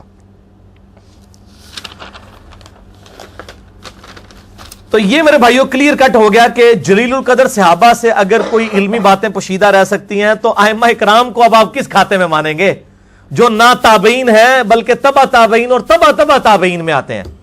ان سے نہیں غلطیاں ہو سکتی، ان سے علم کی بات اوور لک نہیں ہو سکتی۔ تو اب چونکہ ائمہ اربعہ جو ہیں وہ 4 امام ویسے بولے جاتے ہیں، ویسے تو امام تو بے شمار ہیں، 6 تو یہ بڑے امام ہیں، تو ویسے عموماً جو مشہور ہیں ائمہ اربعہ فقہ کے، امام ابو حنیفہ رحمہ اللہ تعالی المتوفی 150 ہجری، امام مالک بن انس المتوفی 179 ہجری، امام محمد ابن ادریس شافعی المتوفی 204 ہجری، اور امام احمد بن حنبل المتوفی 241 ہجری، رضی اللہ عنہم اجمعین وعلیہم السلام اجمعین ورحمہم اللہ اجمعین۔ ان چاروں کی نسبت سے، ویسے ایک پنجویں بھی نہ امام جعفر جو یہ سارے دے استاد ہے، ان کو بھی مانے نا، وہ بھی اہل سنت کے ہیں نا، ٹھیک ہے نا جی۔ امام جعفر بن محمد باقر بن علی بن حسین بن علی جو اہل بیت میں سے، تو ان چاروں اماموں کی نسبت سے چونکہ ہمارے سب کانٹیننٹ میں یہاں پہ زیادہ حنفی ہیں، لہذا جو حنفی پبلک ہے اور ان کی علماء کی بھی اکثریت کو یہ چیزیں تو نہیں پتہ ہوتی ہیں، وہ تو سلیکٹیو کورس پڑھتے ہیں، اس لیے میں چاہ رہا ہوں کہ میں ان کے سامنے اپنا مقدمہ رکھ دوں تاکہ ان کو پتہ چل جائے۔ اگر ان کے بزرگوں نے ان کو اس حوالے سے نابلد رکھا تو اب کم از کم وہ اپنی اصلاح کر لیں، اور اندھی تقلید اور اندھے بن کے کسی کے پیچھے چلنا اس کا قلع کما ہو۔ اس حوالے سے میں ائمہ اربعہ یعنی 4 بڑے اماموں کی نسبت سے 4 مثالیں HD کیمرے میں دکھانے لگا ہوں اوریجنل کتابوں سے، اور بریلوی مکتبہ فکر کا ترجمہ میں دکھاؤں گا، کیونکہ باقی لوگوں کو تو وہ گستاخ سمجھتے ہیں، تو بریلویوں کا ترجمہ جی وہ کہتے ہیں جی ہمارے بزرگ بڑا ادب والا ترجمہ کرتے ہیں، میں وہ ادب والا ترجمہ پریکٹیکلی 4 مثالیں دکھاؤں گا۔ اس کے بعد ہم عوام کی عدالت میں یہ فیصلہ رکھیں گے، لوگوں کو پتہ چل جائے گا انشاءاللہ تعالی۔ اور یہ وہ چیزیں جو آج تک میں نے آن ایئر نہیں کی تھی، فرسٹ ٹائم میں آن ایئر کرنے لگا ہوں۔ یہ 4 مثالیں۔ پہلی مثال جامعہ ترمذی سے ہے، انٹرنیشنل نمبر کے مطابق 906 نمبر ہے، مکتبۃ الشاملہ میں بھی 906 میں ملے گا، یہ انٹرنیشنل نمبر ہے، اسلام 360 میں بھی آپ کو یہ 906 نمبر مل جائے گا، لیکن میں بریلوی ترجمہ دکھانے لگا ہوں، اس کا نمبر ڈیفرنٹ ہوگا، ضیاء القرآن پبلیکیشن کا۔ اٹینشن ہو جو جی فرحان صاحب ہوں، یہ دکھائیں جی سب سے پہلے ان کو، جامعہ ترمذی ضیاء القرآن پبلیکیشن، بریلویوں کا چند بڑے اداروں میں سے، جس کو اربوں کے شیئرز ہیں پورے پاکستان میں، شبیر بردرز کے بعد سب سے بڑا ادارہ ہے ضیاء القرآن پبلیکیشن۔ انہوں نے یہ ترجمہ چھاپا ہے جامعہ ترمذی کا، جس میں انٹرنیشنل نمبر کے مطابق 906 نمبر یہ حدیث ہے، اور اس میں اس کا نمبر جو ہے 830 ہے، اور باب کا نام ہے اونٹ کو اشعار کرنے کے بیان میں۔ اشعار کیا ہے میں آپ کو سمجھا دیتا ہوں، یہ ان کو یہ والا پیج ہی دکھائیں صرف جی، کلوز کر کے میں بھی تھوڑا آگے ہو جاتا ہوں تاکہ HD کیمرے میں پڑھا جا سکے۔ یہ والا پیج جی، یہ پیج دکھانا ہے آپ نے، اونٹ کو اشعار کرنے کے بیان میں۔ اشعار کیا ٹرم ہے یہ میں آپ کو انشاءاللہ سمجھاتا ہوں، پھر آپ کو بات سمجھ آ جائے گی۔ بیسیکلی اشعار کہتے ہیں کہ جو ہدی کا جانور ہوتا ہے، یعنی حج اور عمرے کے لیے جو جانور لے کے جایا جاتا ہے نا، تو نبی صلی اللہ علیہ وآلہ وسلم کی سنت تھی کہ اس کے گلے میں ایک تو وہ قلائدہ اس کو کہا جاتا ہے، ایک ہار ڈالتے تھے تاکہ پتہ چل جائے دور سے یہ اللہ کے نام کے جانور ہے. اسی سے تقلید لفظ بھی لکھا ہے، یہ تقلید بھی وہ پٹا ہی ہوتا ہے نا گلے میں. تو نبی صلی اللہ علیہ وسلم اپنے مبارک ہاتھوں سے وہ رسی اس کی نا بٹتے تھے اور ڈالتے تھے.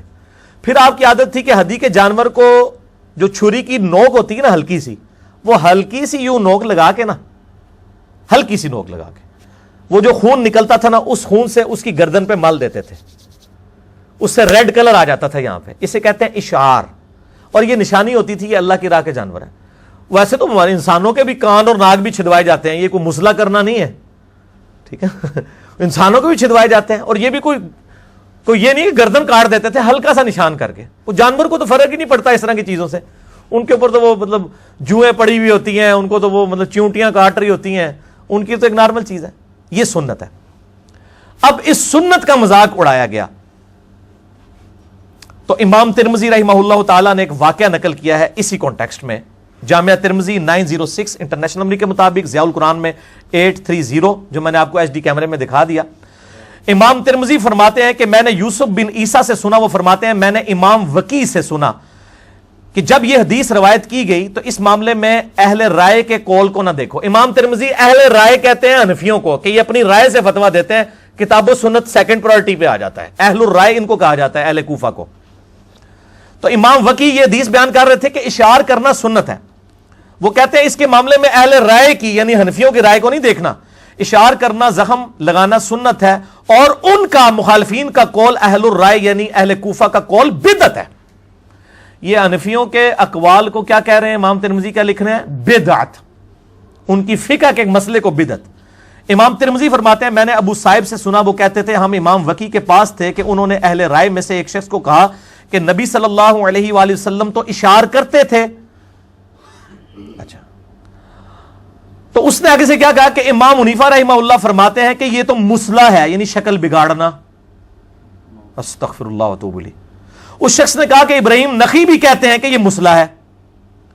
وہ راوی کہتا ہے میں نے امام وکی کو دیکھا کہ وہ سخت غصے سے غضبناک ہو گئے. منو کہندے نے ایدی اکھاں سرخ ہو جاندیاں نے، اور پائی نبی دے گستاخاں دے بارے میری اکھاں کیوں نہ سرخ ہون. امام وکی اتنا بڑا امام، اس کو جب کسی نے کہا نا کہ امام حنیفہ تو کہتے ہیں یہ مسلح کرنا ہے، اور ابراہیم نخعی تابعی بھی کہتا ہے کہ یہ مسلح کرنا ہے، اشعار کرنا، تو وہ غصے سے غضبناک ہو گئے اور کہا کہ میں کہتا ہوں کہ نبی علیہ السلام نے فرمایا، اور تو کہتا ہے کہ ابراہیم نخعی اور ابو حنیفہ یہ کہتا ہے. تو اس بات کا حقدار ہے کہ تجھے قید کر دیا جائے، اور جب تک تو توبہ نہ کرے تجھے رہا نہ کیا جائے. امام وکی زندہ ہونا آج کل کے سارے مقلدین کو جیلوں میں ڈال دیں. یہ آپ دیکھ لیں. اب نیچے انہوں نے وہ فے ڈالی ہے فساد والی. ویسے تو فے فائدہ والی ہوتی ہے نا، ایک فے فساد والی فا. اب ان کو پتا چل گیا معاملہ گڑبڑ ہو گیا. اب چونکہ یہ حنفی تھے بریلوی، لکھا اشعار کہتے ہیں اتنے زخم لگائے جائے کہ کھال کے گوشت میں زخم نہ پہنچے. امام حنیفہ کے نزدیک بھی اشعار سنت ہی ہے. آپ نے اپنے اہل زمانہ کے اشعار کو مسلح کہا کیونکہ وہ زیادہ گوشت میں گہرا زخم لگا دیتے تھے تاکہ وہ اس سے جانور کے ہلاک ہونے کا خطرہ ہو جاتا تھا. ایک گل جیڑی تو پہ لکھنا ہے اللہ دے بندے امام وکی نو نہیں پتا، یعنی جس کو کہتے ہیں نا دفاع کرنے کے لیے انہیں نہیں، اصل اے نہیں، اس طرح تو آپ ہر باطل چیز کا دفاع کر لیں گے. ٹھیک ہے، یہ پہلی مثال تھی. آیا جی مزہ؟ ہاں. اچھا دوسری مثال سنو. جامعہ ترمذی میں انٹرنیشنل نمبر کے مطابق 559 ہے. اسی جامعہ ترمذی میں بریلویوں کا ترجمہ دکھانے لگا ہوں، اور بریلویوں کے ترجمے میں ہے 512. ٹھیک ہے جی. نماز استسقاء کے بارے میں یہ دکھائیں جی ان کو. یہ جو میں نے انڈر لائن کیا ہوا ہے جتنا حصہ یہ والی دکھانا ہے، یعنی یہ پورا جس میں ریڈ اور بلو ہے، یہ ذرا دکھائیں جی ان کو. جامعہ ترمذی میں انٹرنیشنل نمبر کے مطابق 559 ہے. بریلویوں کا ترجمہ آپ کے سامنے ہے. اسلام 360 کھول کے خود پڑھ سکتے ہیں، پی ڈی ایف بھی پڑھ سکتے ہیں، آپ کو خود بخود معاملات پتہ چل جائیں گے. نماز استسقاء آپ کو پتہ ہے سنت ہے. بخاری اور مسلم میں درجنوں حدیثیں موجود ہیں کہ جب بارش نہیں ہوتی تھی تو نبی صلی اللہ علیہ وآلہ وسلم نماز استسقاء پڑھتے تھے.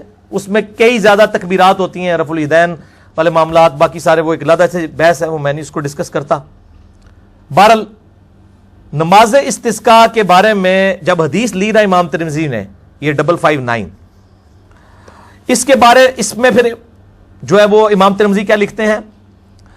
وقال النعمان ابو حنیفہ لا تصلی صلاۃ الاستسقاء، وہ کہتے ہیں کہ ابو حنیفہ یہ کہتے ہیں کہ نماز استسقاء نہیں پڑھنی چاہیے.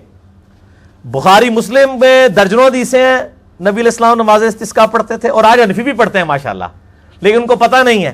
امام ترمذی کہتے ہیں کہ نعمان ابو حنیفہ یہ کہتے تھے کہ صلاۃ الاستسقاء نہیں پڑھی جائے گی، اور نہ اس میں چادر پلٹنے کا حکم دیتا ہوں. نبی علیہ السلام یعنی وہ دعا کرتے تھے، اس کے بعد اپنی جو چادر لی ہوتی تھی اس کو پلٹ لیتے تھے، بلکہ وہ سارے دعا کریں گے اور واپس لوٹ جائیں گے. وہ کہتے ہیں بارش کے لیے صرف دعا کی جائے، نماز نہ پڑھی جائے. امام حنیفہ یہ کہتے ہیں. اس پہ امام ترمذی کیا کمنٹس کہتے ہیں؟ قال ابو عیسیٰ محمد بن عیسیٰ ترمذی خلف السنہ، وہ کہتے ہیں کہ ابو حنیفہ سنت کا مخالف ہے اس مسئلے میں. انہوں نے یہ نہیں کہا اجتہادی غلطی ہو گئی ہے، غلطی نہیں کہا ابو حنیفہ سنت کی مخالفت کرنے والا ہے. کتنے سخت لفظ استعمال کیے ہیں امام ترمذی نے.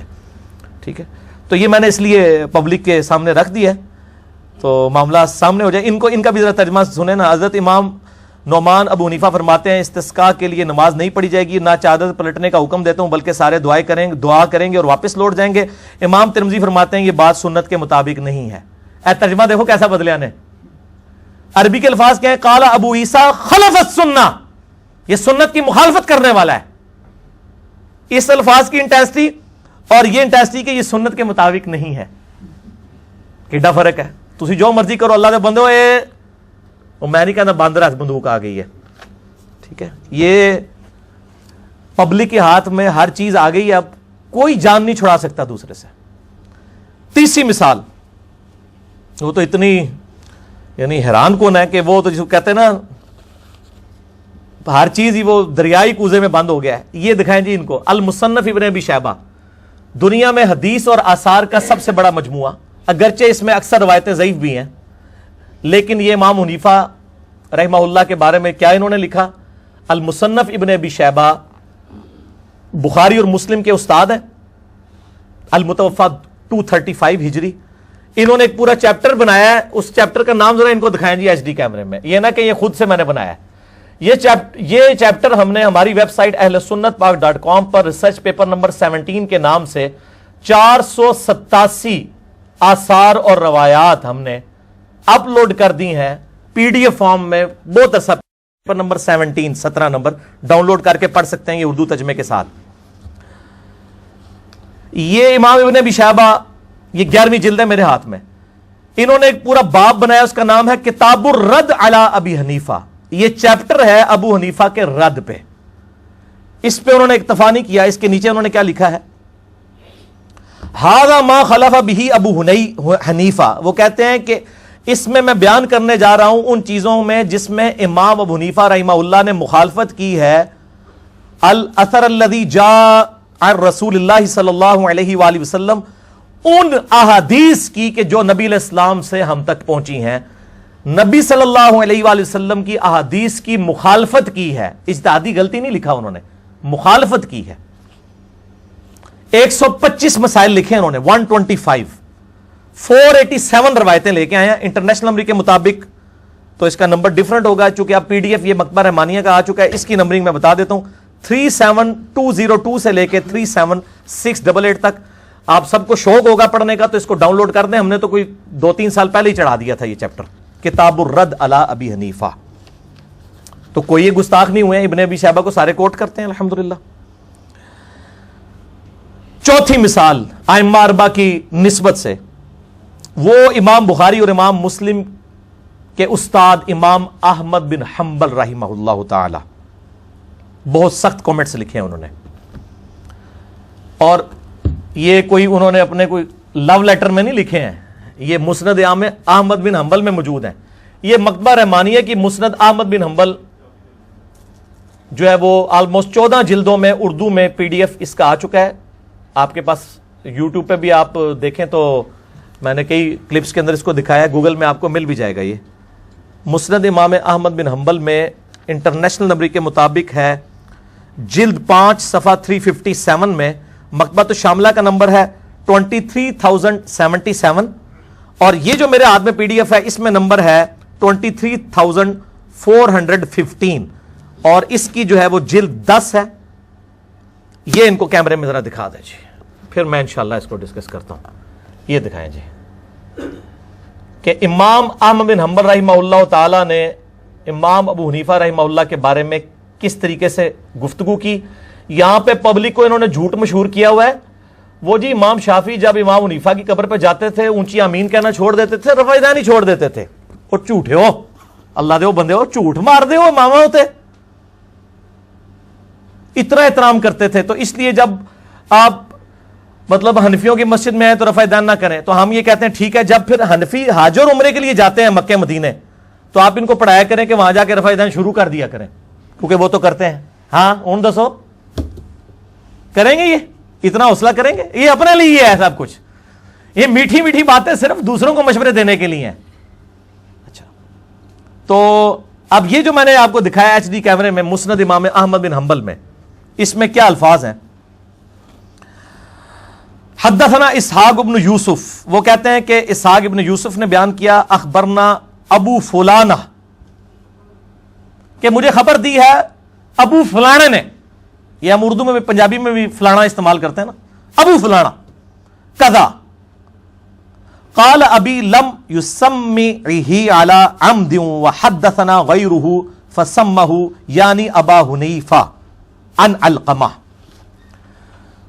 یہ احمد بن حنبل کا بیٹا کہتا ہے کہ میرے باپ نے جب مجھ سے حدیث بیان کی ہے تو اس نے لفظ ابو فلانا استعمال کیا ہے اور اس فلانے کا نام نہیں لیا, جبکہ مجھے, اور جان بوجھ کے میرے باپ نے نام نہیں لیا, جبکہ مجھے جب دوسری جگہ سے یہ حدیث پتہ چلی تو مجھے پتا چلا کہ یہ ابو فلانا جو ہے نا, یہ ابو حنیفہ کو انہوں نے کہا ہے ابو فلانا. حالانکہ احمد بن حنبل کو امام حنیفہ کا نام بھول گیا تھا یا ان کو نہیں پتا تھا, ان سے زیادہ کون جانتا تھا. یہ کہتے ہیں جی وہ باقی سارے امام تو ان کے شاگرد ہیں, جی شاگردوں کے شاگرد ہیں, لیکن انہوں نے کیا نام لیا؟ ابو فلانا. اور کہتے ہیں جب مجھے باقی روایتیں پتہ چلی مجھے پتہ چلا اچھا یہ ابو حنیفہ عن علقمہ کر رہا ہے. وہ جو ترمذی کی 257 روایت ہے نا جس میں وہ تدلیس والا سفیان ثوری کا مسئلہ ہے, وہ بھی انہی صاحب کے ساتھ تھا, اس لیے انہوں نے نام چھپا لیا تھا. میں نے مسئلہ 70B میں نہیں بتایا تھا, لیکن اب میں نے ویڈیو میں بتا دی یہ بات کہ وہ امام حنیفہ سے انہوں نے تدلیس کی ہوئی تھی, اس لیے ان کا راوی کا نام چھپا کے سفیان ثوری نے ان سے روایت کی تھی. بہرحال یہ میں نے آپ کو یعنی مثالیں دے دی ہیں 4. اب میں چونکہ مجھ سے مزاج آدمی ہوں, انصاف کا تقاضا ہے کہ جب میں نے امام حنیفہ رحمہ اللہ کے حوالے سے یہ چیزیں بیان کی ہیں میں ان کی پازیٹیو چیز بھی ہائی لائٹ کروں پبلک کے سامنے, کہ ان تک جب کوئی بات پہنچتی تھی تو وہ رجوع بھی کر لیتے تھے, اور اس کا ثبوت بھی جامعہ ترمذی سے میں دوں گا انشاءاللہ تعالی. ترمذی میں انٹرنیشنل نمبر کے مطابق 99 نمبر یہ روایت ہے, لیکن یہ روایت یہ پبلک کو نہیں دکھا سکتے, اس کی وجہ ہے کہ اس میں اپنا مسئلہ ہے کہ ان کا فارغ ہو جائے گا. ضیاء القرآن پبلیکیشن میں 92 نمبر ہے اور انٹرنیشنل نمبر 99 ہے. یہ ذرا ان کو انڈر لائن کیے ہوئے جی دکھائیں جی. یہ چیپٹر کا نام ہے جرابین پر مسح کرنے کا بیان. عربی میں 2 لفظ ہے, خفین کہتے ہیں چمڑے کے موزوں کو, جرابین کہتے ہیں سوت کے موزے کو جو ہم یہ جرابیں پہنتے ہیں. یہ جراب جو ہے نا یہ عربی کا لفظ ہے. اس چیپٹر کا نام ہے ما جاء فی المسح علی الجرابین والنعلین. اس سے پہلے کا جو چیپٹر اس کا نام ہے ما جاء فی المسح علی الخفین, کہ خفین پہ مسح کے بارے میں کیا حدیث آئی ہیں, یعنی چمڑے کے موزوں پہ بھی مسح کرنا سنت ہے اور جرابوں پہ بھی مسح کرنا سنت ہے. اب کوئی پگڑی کی حدیثیں دکھا گئے یہ کہے کہ جی ٹوپی ثابت نہیں ہے, تو بڑی زیادتی والی بات ہے. پگڑی الگ سے سنت ہے, ٹوپی الگ سے صحابہ کی سنت ہے. تو خفین کا چیپٹر علیحدہ سے ہے, چمڑے والے موزوں کا, اور جرابوں کا علیحدہ سے ہے. تو اس میں حدیث لے کے آئے کہ نبی علیہ السلام نے جرابوں پر مسح کیا. اچھا, اس کے بعد امام ترمذی نے ایک واقعہ نقل کیا ہے اسی کانٹیکسٹ میں, وہ سنیں. ان کا میں ترجمہ پڑھ کے سن لوں گا. امام ابو عیسیٰ ترمذی فرماتے ہیں میں نے صالح بن محمد ترمذی سے سنا, وہ فرماتے ہیں کہ ابو مقاتل سمرقندی کو فرماتے ہوئے سنا کہ وہ کہتے تھے کہ امام ابو حنیفہ کے پاس میں حاضر ہوا ان کی مرض الموت میں, یعنی جب وہ مرنے کے قریب تھے امام حنیفہ, اس بیماری میں ان کو ملنے گیا. آپ نے پانی منگوا کر وضو کیا اور آپ نے جرابوں پر مسح کیا. موزوں پر نہیں, چمڑے کے, جرابوں پر, سوت کے. اور پھر فرمایا آج میں نے ایسا کام کیا ہے جو آج سے پہلے کبھی نہیں کیا تھا, کہ میں نے چمڑے کے بغیر جو جرابیں ہیں ان کے اوپر مسح کیا ہے. غیر جو ہے وہ اس کے لیے عربی میں لفظ استعمال ہوتا ہے منعل, یعنی جو چمڑے کے بغیر والی جرابیں ہیں. اور امام حنیفہ کہتے ہیں یعنی ان کو پتا تھا میں نے پوری زندگی یہ فتویٰ دیا ہے کہ صرف چمڑے کے موزے پہ مسح ہوتا ہے, سوت والے پہ نہیں ہوتا. وہ کہتے ہیں میں نے مرنے سے پہلے یہ کر لیا ہے. مراد یہ ہے کہ یار میں مرتے مرتے مجھے یہ بات سمجھ آ گئی ہے, میں نے رجوع کر لیا ہے. لیکن انہوں نے بعد والوں نے نہیں رجوع کیا. وہ بھی بیچارے جو اہل حدیثوں کو دیکھتے ہیں نا, وہ کہتا ہے تو وضو ہی نہیں ہوتا. کئی لوگ ہیں نماز نہیں پڑھتے وہ جرابوں والوں کے پیچھے, کہ ان کا تو وضو ہی نہیں ہوتا, جبکہ ان کو یہ پتہ ہی نہیں کہ امام حنیفہ نے تو مرتے مرتے توبہ کی تھی. تسی بھی مرنے دے نیڑے جا کے اللہ تو بندے توبہ کر رہی ہیں, تسی زندگی چی کر لو. امام حنیفہ نے تو اپنا حق ادا کر دیا کہ وہ بتا کے چلے گئے. اچھا, اس کے نیچے شرح کر رہے ہیں, شرح. تو گویا امام حنیفہ کا اپنے مسلک سے رجوع ثابت ہو گیا. انہوں نے کہا جی اس کا مطلب امام حنیفہ نے رجوع کر لیا. شکر ہے جی, آپ بھی مانتے ہیں اس بات کو. اور یہ مسئلہ متفق علیہ ہو گیا کہ اگر جرابین جو ہے وہ موٹی ہوں تو ان پر تمام ائمہ کے نزدیک موزوں کی طرح مسح کرنا جائز ہے. تو الحمدللہ ہماری موٹی ہوتی ہیں جرابیں. باریک جرابیں وہ ہوتی ہیں جن میں سے جسم نظر آئے. عام طور پہ جتنی جرابیں مارکیٹ میں اس وقت اویلیبل ہیں سوائے عورتوں کی جو گرمیوں میں پہنتی ہیں, عام جو ہماری جرابیں ہیں ان میں سے جسم نظر نہیں آتا, وہ موٹی جرابیں ہیں الحمدللہ. تو اس کے بعد مطلب اہل حدیث کی پبلک کے وضو کے اوپر شک کرنا اور اس طرح کی معاملات کرنا تو میرا خیال ہے شرم کرنی چاہیے. جب آپ کے بزرگوں نے خود رجوع کر لیا ہے وفات کے وقت, تو آپ بھی کم از کم آپ رجوع کریں. اور کتابوں میں انہوں نے لکھ دیا ہے. لیکن اسی صفحے کی اگر میں کہوں نا کہ ضیاء القرآن پبلیکیشن کے اسی صفحے کی فوٹو کاپی ہمارے بریلوی مکتب فکر کی مسجدوں میں لگا دی جائے تو کیا خیال ہے؟ ہاں, تھوڑی مسکراہٹ ہی کافی ہے. کبھی تیار نہیں ہوں گے یار, جو آپ خود لکھ رہے ہیں وہ بھی نہیں پبلک کو بتانے کے لیے تیار, اور امت کو فرقہ واریت میں آپ نے بانٹا ہوا ہے. تو ہمارے سلف الحمدللہ اس حوالے سے بڑے اسٹریٹ فارورڈ تھے, چیزوں میں رجوع کر لیتے تھے. خود امام حنیفہ رحمہ اللہ کے جو دو شاگرد ہیں, امام محمد اور امام ابو یوسف, جن کو صاحبین کہتے ہیں, انہوں نے کئی معاملے میں امام حنیفہ رحمہ اللہ کے ساتھ اختلاف رائے کیا ہے. اور یہ اختلاف رائے کو بری چیز نہیں ہے. اور یہاں پہ میں ایک ضمناً بات کروں کہ اگر ہمارے کوئی حنفی عالم دین عیسائیوں کے خلاف لیکچر دیتے ہوئے اگر عیسائیت کو وہ کنڈیم کریں گے اور اس کے جواب میں کوئی کہنا شروع کر دے آپ حضرت عیسیٰ کی توہین کر رہے ہیں, تو یہ غلط ہوگا. اگر وہ کہتا ہے حضرت عیسیٰ اللہ کے بیٹے نہیں اللہ کے بندے تھے, تو یہ حضرت عیسیٰ کی توہین نہیں ہے. اسی طریقے سے اگر ہم امام حنیفہ رحمہ اللہ کی طرف منسوب فقہ جو ہے, جس میں سے اکثر باتیں ان تک سندن پہنچتی ہی کوئی نہیں ہے, اس کو رد کرتے ہیں, تو اسے امام حنیفہ کی توہین کیوں شمار کیا جاتا ہے؟ جس طرح حضرت عیسیٰ علیہ السلام ہمارے لیے وجیہن فی الدنیا والآخرہ ہے, ہم اماموں کی بھی عزت کرتے ہیں. ہم تو وہ تعلیمات جو ان کے نام پہ کھڑی کی گئی ہیں, کیا حضرت عیسیٰ علیہ السلام کے نام پر جو عیسائیت پھیلائی گئی ہے, جب اس کا ہم رد کرتے ہیں, کیا ہم حضرت عیسیٰ کے بارے میں ذرا سا بھی ہمارے دل میں قلق آتا ہے, نفرت آتی ہے؟ جب ہم قرآن سے سورہ مائدہ سے آیت پڑھتے ہیں, آیت نمبر 17, کہ اللہ ارادہ کرے عیسیٰ کو, اس کی ماں کو, سب کو ہلاک کر دے, اللہ کا کوئی کیا بگاڑ لے گا؟ عیسائیوں, تم عیسیٰ کو سمجھتے ہو کہ وہ اللہ ہے, اللہ چاہے عیسیٰ اس کی ماں کو ہلاک کر دے. اب یہ اتنے سخت جملے بولتے ہوئے پڑھتے ہوئے کیا ہمارے دل میں یہ آتا ہے کہ ہم عیسیٰ کی کوئی توہین کر رہے ہیں علیہ السلام؟ تو امام حنیفہ رحمہ اللہ کی توہین کہاں سے ہو جاتی ہے؟ تو یہ خام خواہ یعنی پراپوگنڈا آپ کسی کو, بلکہ میں کہتا ہوں انہوں نے ایسی پبلک کو مس گائیڈ کیا ہے کہ کوئی بیچارہ کہہ دے نا سیدھا کہ جی ہمیں چاہیے ہم کتاب و سنت کو لے کے چلیں, ہم قرآن و حدیث کو پڑھیں, تو پھر تسی ماما نو نہیں مانتے. حالانکہ آپ نہیں بول کے کہہ رہے ہوتے, لیکن ان کو اپنی بیماری پتہ ہوتی ہے کہ اصل میں ان کو خود کون سی بیماری لگی ہوئی ہے. تو آپ جیسے کہنا, آپ کسی کو کہنا کہ جی وہ بخاری اور مسلم میں ہمیں چاہیے کہ خود کھول کے پڑھیں کہ نماز کا طریقہ کیا ہے, اے تسی بھابی ہو نا, آگے یہ کہنا شروع کر دیں اہل حدیث ہو نا. تو اب آپ کیا سمجھتے ہیں اتنے بولے ہیں, ان کو نہیں پتا کہ کیا لکھا ہوا ہے کتابوں میں؟ انہوں نے اپنے اوپر خود حجت تمام کر لی ہوئی ہے. ان کو پتا ہے, یہ اللہ کے سامنے لیم ایکسکیوز نہیں پیش کر سکتے کہ یا اللہ ہمیں دنیا میں پتہ نہیں چلا, اور انجینئر صاحب کے آنے کے بعد تو ویسے ہی نہیں کر سکتے. ہاں سیدھی جی گل ہے, ان کو گنجائش نہیں رہی, ہر چیز ایچ ڈی کیمرے دکھا دیتی ہے الحمدللہ. بہرحال اس حوالے سے اگر ہم ان چیزوں کو ہائی لائٹ کریں, ہم تو بس اتنا ہی کر سکتے تھے, اس سے سخت الفاظ میں ہم کریں تو ان کو ہضم نہیں ہوتے. ہم ان کو ان کے گھر کی خبر دیتے ہیں. شاہ ولی اللہ دہلوی رحمہ اللہ تعالی المتوفی 1176 ہجری, جو بریلوی، دیوبندی، اہل حدیث، تینوں جو اپنے آپ کو سنی سمجھتے ہیں، تینوں کے نزدیک مجدد ہیں۔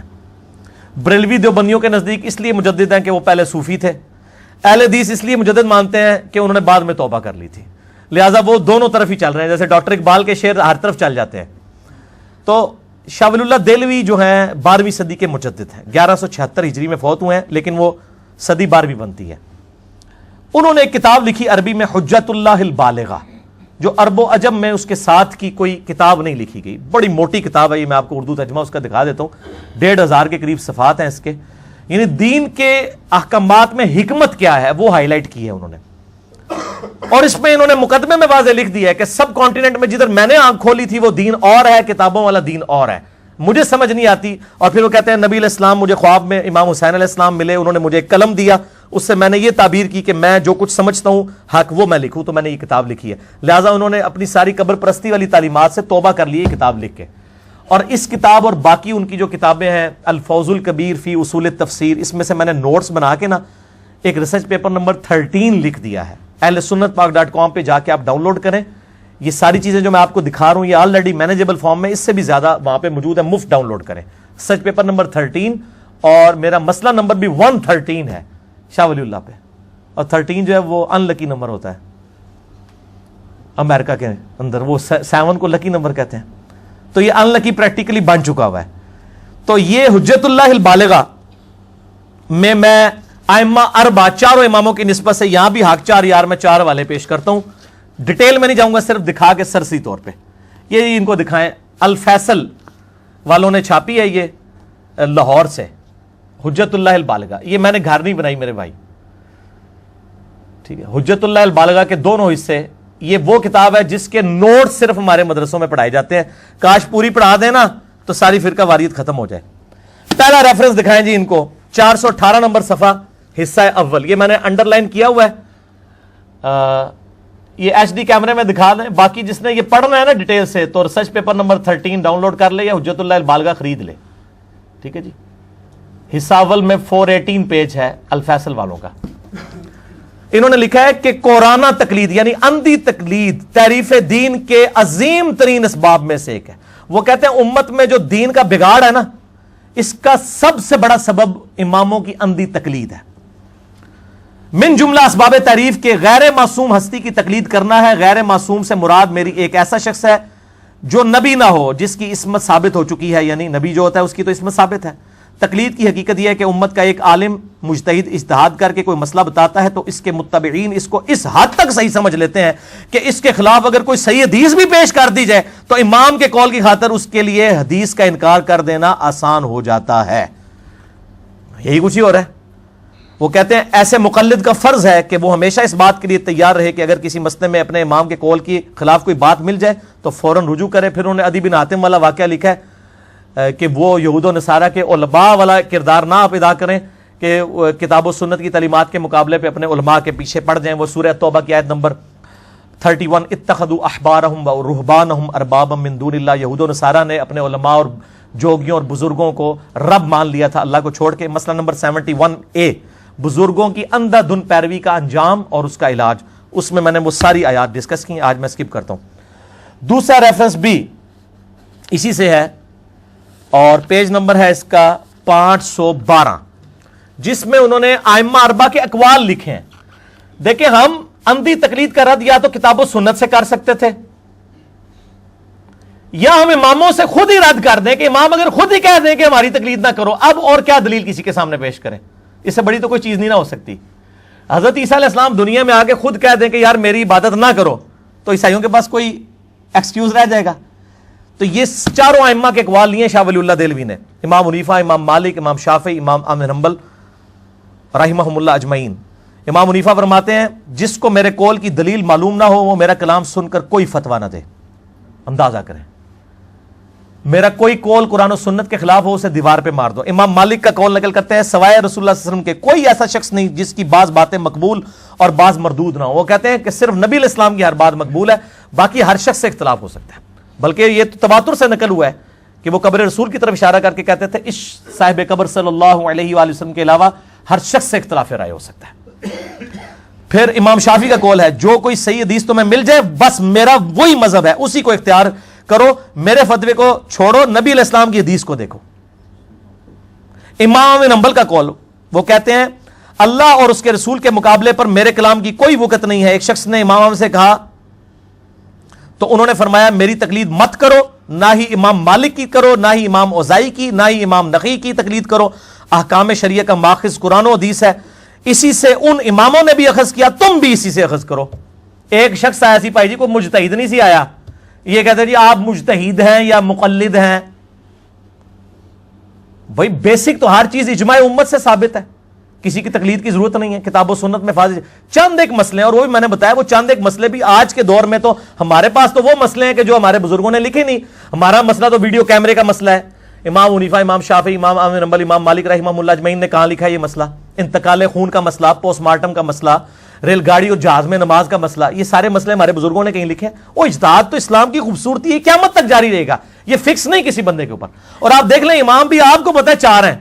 امام احمد بن حنبل کے اماموں کے نام لے رہے ہیں, امام اوزائی, امام نخعی, حالانکہ یہ ائمہ اربعہ میں تو نہیں آتے, یہ ان کے استاد ہیں.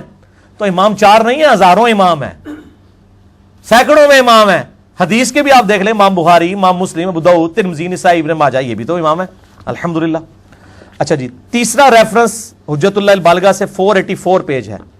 اس میں جو میں اکثر بیان کرتا بھی رہوں, الصلاۃ خیر من النوم والا میرا کلپ بڑا وائرل ہوا ہے, جس میں میں نے بتایا کہ فقہ حنفی میں خرابیاں کیوں آئیں, اس کی ٹیکنیکل ریزن شاہ ولی اللہ نے ہائی لائٹ کی ہے, اور وہ یہ ہے, وہ پیج 484. امام شافعی کا کارنامہ ہے کہ انہوں نے اہل مدینہ اور اہل کوفہ کی غلطیاں ہائی لائٹ کی ہیں. اہل مدینہ فقہ کی ٹرم میں کہتے ہیں مالکیوں کو, اور اہل کوفہ کہتے ہیں حنفیوں کو, اہل الرائے بھی کہتے ہیں ان کو. امام شافعی نے یہ چیز محسوس کی. اب دیکھیں شاہ ولی اللہ کیا لکھتے ہیں. امام شافعی اس وقت پیدا ہوئے جبکہ یہ دونوں مذہب یعنی مالکی اور حنفی ظہور میں آ چکے تھے, اصول اور فروع کو ترتیب دی جا چکی تھی. جب انہوں نے ان مذاہب پر ناقدانہ نظر ڈالی تو ان کو بہت سی خامیاں نظر آئیں, جن کا انہوں نے کتاب الام کے اندر ذکر بھی کر دیا. من جملہ ان کے یہ کہ ان مذاہب کے علماء مرسل اور منقطع روایت سے بھی استدلال کرنا جائز سمجھتے تھے, تابعی کے اقوال سے بھی. حالانکہ امام مسلم نے بھی مقدمے میں لکھا ہے کہ تابعی کی مرسل کوئی شے نہیں ہے جب تک وہ صحابی کا نام نہ مینشن کرے.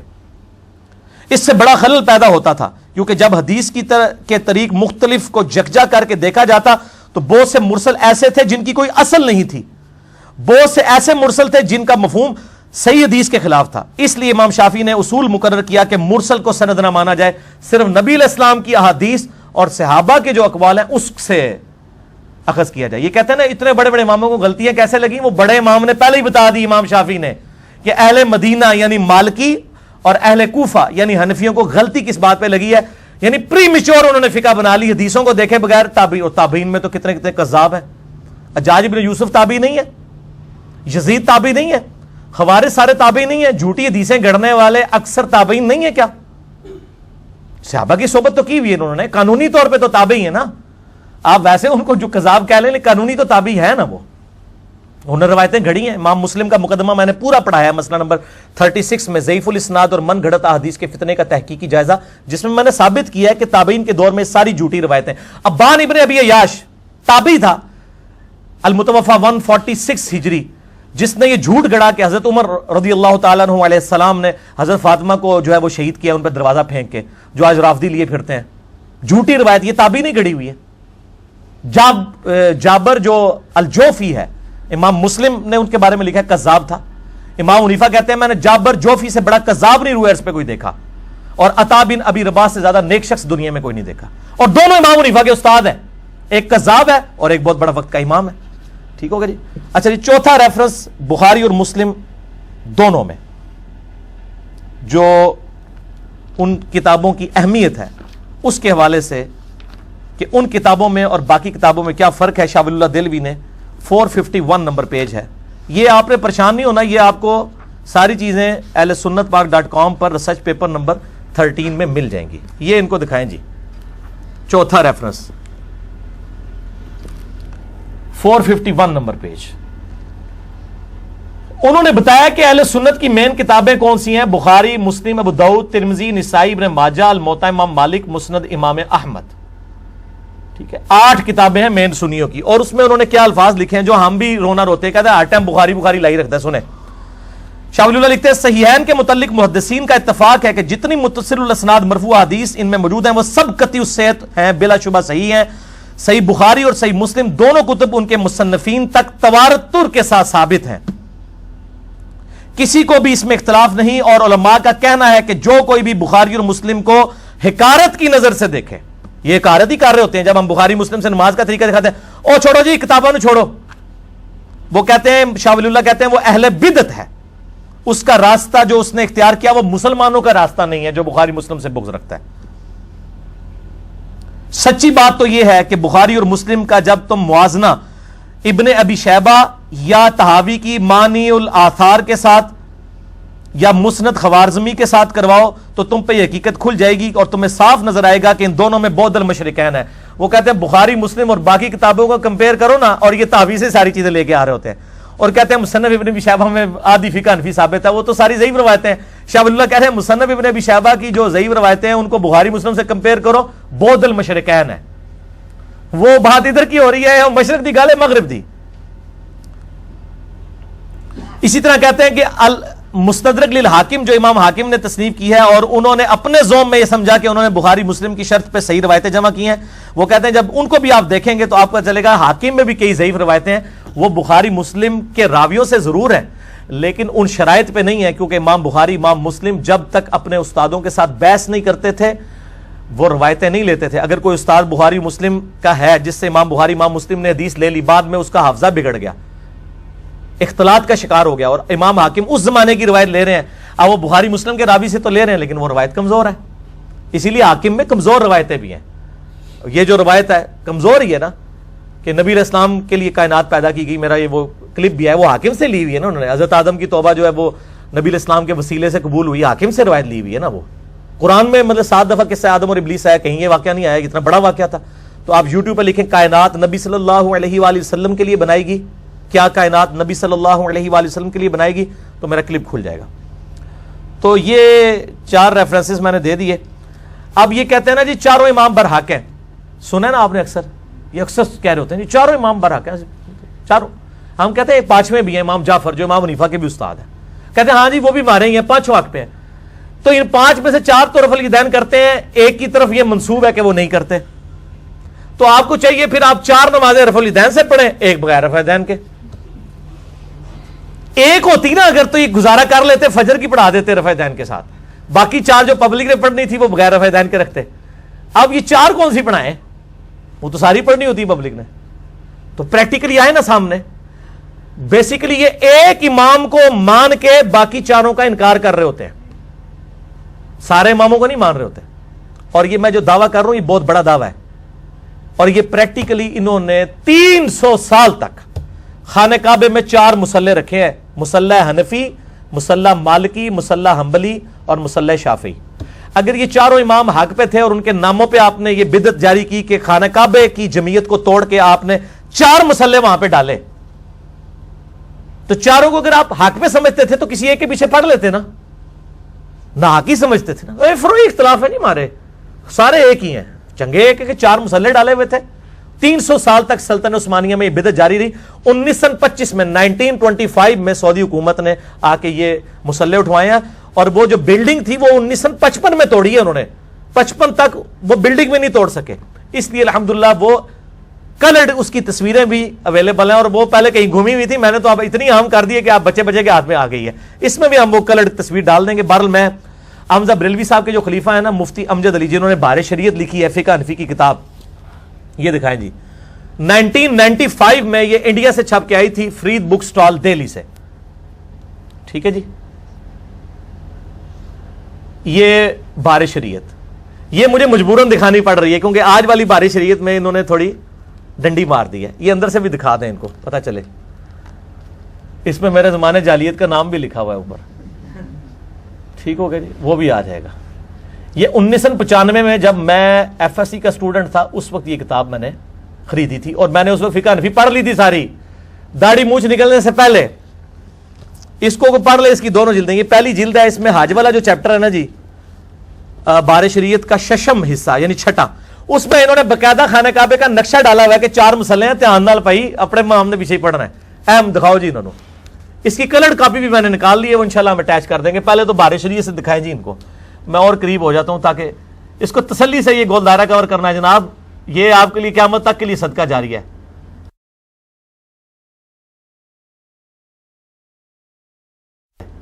اس کو اس طرح کلوز کریں کہ لوگوں کو پتہ چل جائے کہ یہ چاروں اماموں کو تو حق کہتے تھے، لیکن چاروں اماموں کے نام پر ان اماموں کا کوئی قصور نہیں ہے. وہ وجیہن فی الدنیا والآخرہ ہے، حضرت عیسیٰ علیہ السلام کی طرح. قصور عیسائیت کا ہے. اسی طریقے سے ان لوگوں کا پیچھے قصور ہے جنہوں نے اماموں کے ناموں پہ یہ کیا ہے اور انہوں نے 4 مسلے کھڑے کیے تھے. یہ میں نے بار شریعت سے آپ کو دکھا دیا الحمدللہ. اور اب کسی کے پاس کوئی گنجائش نہیں ہے کہ ان چیزوں سے انکار کر سکے. اب تو ماشاءاللہ سوشل میڈیا کی برکت سے حق پھیل رہا ہے، بلکہ ماضی قریب سے میں نے دیکھا ہے حق پھیلنا شروع ہو گیا ہے. امام رضا بریلوی صاحب نے فتاوی رضویہ کے اندر باقاعدہ فتویٰ لکھا ہے کہ مدینہ حرم ہے. بخاری اور مسلم میں 50 حدیثیں مدینے کے حرم ہونے پہ، لیکن امام حنیفہ رحمہ اللہ مدینے کو حرم نہیں مانتے تھے. تو امام رضا بریلوی صاحب نے کہا میں ہے حنفی ہوں لیکن میں امام حنیفہ کا یہ فتویٰ نہیں مانتا. انہوں نے نعت بھی لکھی، حاجیو آؤ شہنشاہ کا روزہ دیکھو، کعبہ تو دیکھ چکے کعبے کا کعبہ دیکھو. اگر امام احمد رضا بریلوی صاحب امام حنیفہ رحمہ اللہ سے اختلاف کر کے صحیح حدیث کی روشنی میں حنفی ہیں تو ہم بھی حنفی ہیں. اگر کتاب و سنت کے دلائل کے اوپر آپ امام سے اختلاف کرنے کا نام حنفیت ہے تو میں حنفی ہوں. میں نے دیکھا نماز کا طریقہ بھی ان کا صحیح حدیث سے ثابت نہیں ہے. میں نے بخاری مسلم میں جو صحیح الاسناد حدیث تھی، رکوع میں جاتے وقت اور رکوع سے اٹھتے وقت رفع الیدین والا طریقہ ہم نے شروع کر دیا. اور ہم نے امام حنیفہ کے قول پہ عمل کیا. انہوں نے خود ہی فرمایا میری کوئی بات کتاب و سنت کے خلاف ہو تو اسے چھوڑ دو. وہ کہتا نہیں انہوں نے چیلنج دیا، چیلنج نہیں دیا. آج میں نے دوسرا قول بھی ان کا بتا دیا. انہوں نے کہا کہ میری ہر بات نہ لکھا کرو، میری باتیں اگر کتاب و سنت کے خلاف ہوں جب تک تمہیں اس کی دلیل معلوم نہ ہو اس وقت تک میرے قول پہ بھی عمل نہ کرو. تو انہوں نے چیلنج نہیں دیا ہوا تھا، عارضی شو کی تھی. آپ کیوں ان کو متکبر بنانا چاہتے ہیں؟ کوئی چیلنج نہیں کیا. یہ چیلنج پیغمبر کے علاوہ کوئی دے ہی نہیں سکتا، باقی تو سارے غیر معصوم ہیں. تو ماضی قریب سے یہ سلسلہ شروع ہوا ہے. یعنی احمد بریلوی صاحب نے بہت بڑی جرت کی. اس کے بعد غلام سعود سعیدی صاحب میرے استاد ہیں جن سے میں نے کافی کچھ لرن کیا یعنی کتابوں کے ذریعے رحمہ اللہ تعالی. کچھ عرصہ پہلے ہی فوت ہوئے ہیں. مفتی منیب الرحمان صاحب جو رویت ہلال کمیٹی کے چیئرمین ہیں، ان کے مدرسے میں شیخ الحدیث تھے. میں نے ان کے پاس یعنی 2-3 دفعہ حاضری ہوئی ہے. 22 مارچ 2007 کو میری ان کے ساتھ جو ملاقات ہوئی 1 to 1 بڑی ڈیٹیل ملاقات ہوئی. پوری رات میں ان کے پاس رہا. صبح میری فجر کے وقت تقریباً فلائٹ تھی اسلام آباد کی، تو میں ان کے ساتھ رہا. بڑے خوش ہوئے اور ماشاءاللہ پکے مواحد تھے، لیکن بس وہ فرقے کی اثر کی وجہ سے کچھ چیزیں کھول کے بیان نہیں کرتے تھے.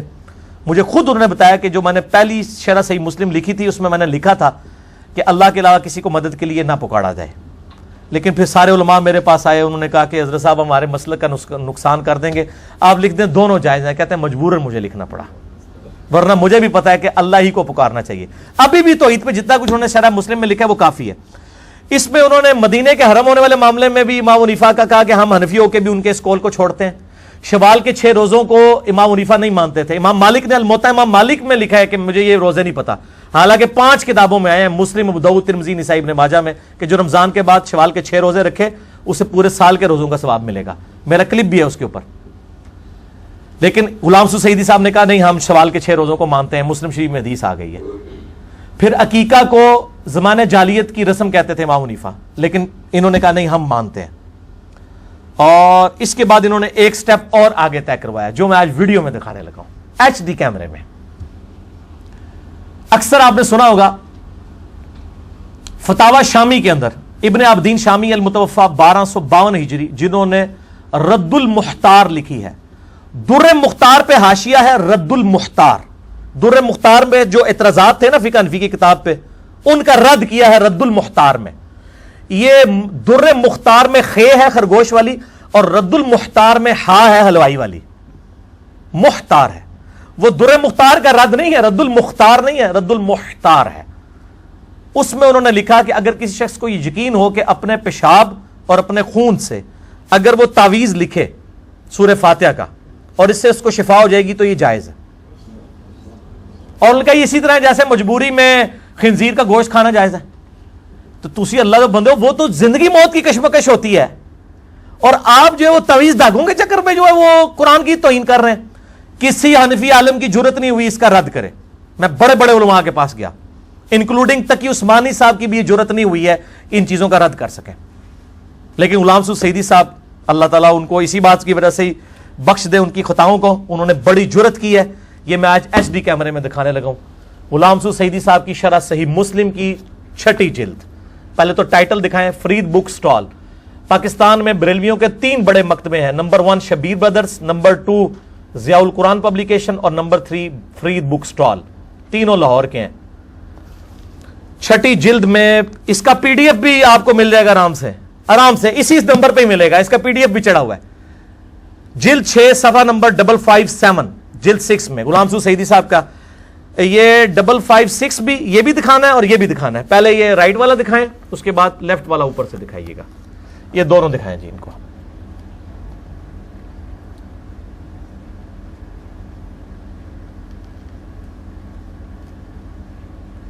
ये शरह सही मुस्लिम 6ठी जिल्द, गुलाम मसूद सईदी साहब ने अल्हम्दुलिल्लाह दुर्र मुख्तार पे जो हाशिया था रद्दुल मुख्तार, उसकी इबारत कोट की, पूरी इबारत कोट की उन्होंने। उसके बाद उसके ऊपर जो कमेंट्स किए हैं ना, वो समझें हर मुसलमान के दिल की आवाज है। और ये जुर्रत अगर हम करते तो हमें इन्होंने कहना था बुजुर्गों के गुस्ताख हैं। इन्होंने ये सब कुछ लिखा है ना, इब्न आबदीन शामी की वो इबारत लिखी अरबी वाली और रद्दुल मुख्तार की। उसके बाद वो लिखते हैं, उन्होंने कहा कि अगर किसी आदमी की नक्सीर फूट गई, ये इब्न आबदीन शामी, और इब्न आबदीन शामी वही है जिसने मोहम्मद बिन अब्दुल वहाब साहब को कहा था कि ये नजदियों के बारे में जो बुखारी मुस्लिम में हदीस है, जो उम्मत हमेशा से खवारिज पे फिट करती थी, वो उन्होंने मोहम्मद बिन अब्दुल वहाब के ऊपर फिट कर दी। ये वो बंदा है इब्न आबदीन शामी। उसका अपना स्टेटस ये है कि कितनी गुस्ताखाना इबारत उसकी किताब में लिखी हुई है। इससे आप उसका इल्मी स्टेटस का अंदाजा कर लें। वो कहता है कि उन्होंने कहा कि अगर किसी आदमी की नक्सीर फूट गई और उसने खून के साथ अपनी नाक और पेशानी पर सूरह फातिहा को लिख दिया तो यह तलब शिफा के लिए जायज है। और अगर यह यकीन हो कि पेशाब के साथ लिखने से शिफा होगी तो पेशाब के साथ लिखना भी जायज है, लेकिन यह मनकूल नहीं है। इसकी वजह यह है कि तलब शिफा की वजह से हुर्मत साकित हो जाएगी, जैसे भूखे और प्यासे के लिए खिंजीर खाना और शराब पीना हराम नहीं रहता। इन्ना लिल्लाहि व इन्ना इलैहि राजिऊन। इस पे गुलाम मसूद सईदी साहब के जरा कमेंट सुने। मैं कहता हूं कि खून या पेशाब के साथ सूरह फातिहा लिखने वालों के ईमान में खतरा है। अगर किसी आदमी को रोजे रोशन से ज्यादा यकीन हो कि इस तरह का अमल करने से उसको शिफा हो जाएगी, तब भी उसका मर जाना बेहतर है इस काम को करने से। यह उसने अपने बुजुर्गों को कहा है कि तुसी इधर चंगा सी मारी जाते, एक काम ना लिख दे तुसी। उसका मर जाना बेहतर है कि वो खून या पेशाब के साथ सूरह फातिहा लिखने की जुर्रत करे। अल्लाह ताला इन फुकहा को माफ करे।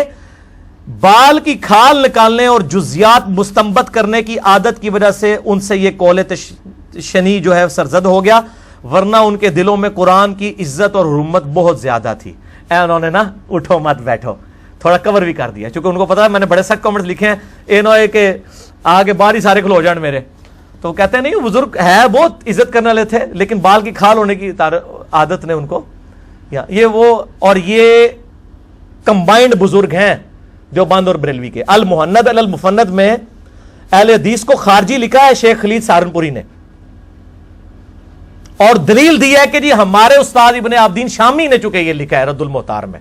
ये इब्न आबदीन शामी वो हैं जिनका तारुफ मैंने कराया कि पेशाब और खून के साथ सूरह फातिहा लिखने के वो कायल हैं। तो ये अल्हम्दुलिल्लाह हमारा काम तो सिर्फ बताना था। इसी तरीके से तकी उस्मानी साहब ने भी बड़ी जुर्रत की है। मफकूदुल खबर शोर जो है, ऐसा शोर जो गुम हो चुका और बीवी को ना पता हो कहां है। इमाम हनीफा तो कहते हैं 90 साल बीवी इंतजार करेगी, यानी मतलब यह है कि इंतजार ही करती रहे। इमाम मालिक ने फतवा दिया 4 साल, उसके बाद काजी तनसीख निकाह करवा देगा। तो तकी उस्मानी साहब ने हनफी होने के बावजूद कहा है कि इमाम हनीफा का फतवा जो है एक्सेप्टेबल नहीं, इमाम मालिक के फतवे पे उन्होंने फतवा दिया, बड़ी जुर्रत की है। अब तो सारे काहिल हो गए, तो ये सब जुर्रत कर रहे हैं। इस तरह नमाज में स्पीकर का इस्तेमाल अहमद बरेलवी साहब भी नहीं मानते थे, अशरफ थानवी साहब नहीं मानते थे, लेकिन उनके सारे मुरीदीन आगे से मान रहे हैं। स्पीकर के बगैर स्टार्ट ही नहीं होते हैं, नमाज क्या तकरीरें हर चीज करते हैं। इलियास कादरी साहब ने भी इवन दावत इस्लामी के इज्तिमा में नमाजें शुरू करा दी स्पीकर में। राइविट वालों ने अभी तक स्पीकर में नमाज नहीं शुरू कराई, लेकिन हैरान कुन बात है तकरीरें सारी स्पीकर में करते हैं, नमाज आती स्पीकर बंद। اور وہ عجیب و غریب اتنا مجمع ہوتا ہے تو وہ تکبیرات کی وجہ سے بڑا مسئلہ کھڑا ہوتا ہے. کوئی مسئلہ نہیں یار, چھوڑ دو. تو اشری تھانوی صاحب نے تو اس کو شیطانی آواز کہا تھا. شیطانی آواز میں چاہے نماز پڑھی جائے یا شیطانی آواز کے اندر واز کیا جائے, ہے تو دونوں ہی غلط ہے. اگر ان کا یہ مان لیا جائے یہ مسئلہ تو ظاہر اب وہ رجوع ہو چکا ہے, پچھلے والے لوگوں نے رجوع کر لیا. تصویر کا مسئلہ بھی آپ کے سامنے ہے. علماء تصویر کھنچواتے نہیں تھے, اب تصویر کے بغیر وہ جب تک سامنے آئے نا کیمرے والے وہ سٹارٹ ہی نہیں ہوتے ہیں. تو یہ سارے رجوع کر رہے ہیں نا ماشاءاللہ. اور پچھلی دفعہ بھی میں نے بتایا تھا سنن ابی داؤد میں انٹرنیشنل نمبر کے مطابق 198 نمبر حدیث ہے کہ ایک صحابی کو زخم لگا, وہ اسی حالت میں نماز پڑھتے رہے اور نبی علیہ السلام کو یہ خبر بھی پہنچی, آپ نے نہیں فرمایا تیرا وضو ٹوٹ گیا, اور وہ دوسرے صحابی کو جگا بھی سکتے تھے. انہوں نے کہا نہیں میں نے نماز شروع کی تھی, میں نے کہا سورت پوری مکمل کر کے ہی میں نماز مکمل کروں. خون نکلنے سے وضو نہیں ٹوٹتا. امام حنیفہ کا یہ موقف غلط ہے, امام شافعی کا موقف ٹھیک ہے. اس طریقے سے بخاری اور مسلم میں حدیث ہے, بخاری میں 382, مسلم میں 1145. ام عائشہ کہتی ہیں کہ نبی علیہ السلام رات کے وقت نوافل پڑھتے, میں سامنے لیٹی ہوتی تھی. جب آپ صلی اللہ علیہ وآلہ وسلم سجدے میں جانے لگتے میرے پاؤں کو ٹو دیتے, میں پاؤں سمیٹ لیتی تاکہ آپ آسانی سے سجدہ کر لیں. اور اس وقت گھروں میں چراغ نہیں ہوتے تھے. یعنی وہ یہ بتانا چاہ رہی تھی مجھے نہیں پتا چلتا تھا کہ نبی علیہ السلام ابھی سجدے میں آ رہے ہیں, یعنی وہ مجھے ٹوتے تھے تو مجھے پتا چلتا تھا. تو اس سے پتا چلا کہ بیوی کو ہاتھ لگانے سے وضو نہیں ٹوٹتا. امام شافعی کا یہ موقف غلط ہے, امام حنیفہ کا موقف ٹھیک ہے. اس پہ میرا کلپ بھی پچھلی دفعہ آ چکا ہے چاروں اماموں کے اوپر, کیا چاروں امام ہی حق پر ہیں. اس میں نے بتایا تھا, میں نے نمبر نہیں بتایا تھے, مجھ پہ ادھار تھا, میں نے بتا دیا. سنن ابی داؤد 198, صحیح بخاری میں وہ یہ خون والا مسئلہ, اور بخاری میں 382 اور 1145 بیوی کو ہاتھ لگانے سے وضو نہیں ٹوٹتا. تو ہمارے سارے سکے ہیں. جو نبی علیہ السلام کی احادیث کے مطابق فتویٰ دے گا وہ ہمارا سکا ہے, جو نہیں دے گا اس کو بھی ہم اپنا کوئی پرایا نہیں سمجھتے, ہم اس کی اصلاح کی کوشش کرتے ہیں. باقی research paper number 13 Shah Wali اللہ دہلوی والا پڑھ لیں ضرور. اور یوٹیوب پہ میری ویڈیو ہے اہل سنت کا منہج کیا ہے, قرآن سنت اجماع اور دین اجتہاد اور قیاس. اللہ تعالیٰ سے دعا ہے جو حق بات میں نے کہی اللہ تعالیٰ ہمارے دلوں میں راسخ فرمائے. اگر جس بات میں میرے منہ سے کوئی غلط بات نکل گئی اللہ تعالیٰ ہمارے دلوں ہی سے معاف کر دے. ہمیں کتاب و سنت کی تعلیمات پر عمل کر کے دوسرے بھائیوں تک پہنچانے کی توفیق عطا فرمائے. سبحانک اللہم و بحمدک اشہد ان لا الہ الا انت استغفرک و اتوب الیک وما علینا الا البلاغ المبین. جزاکم اللہ خیرا و احسن الجزاء.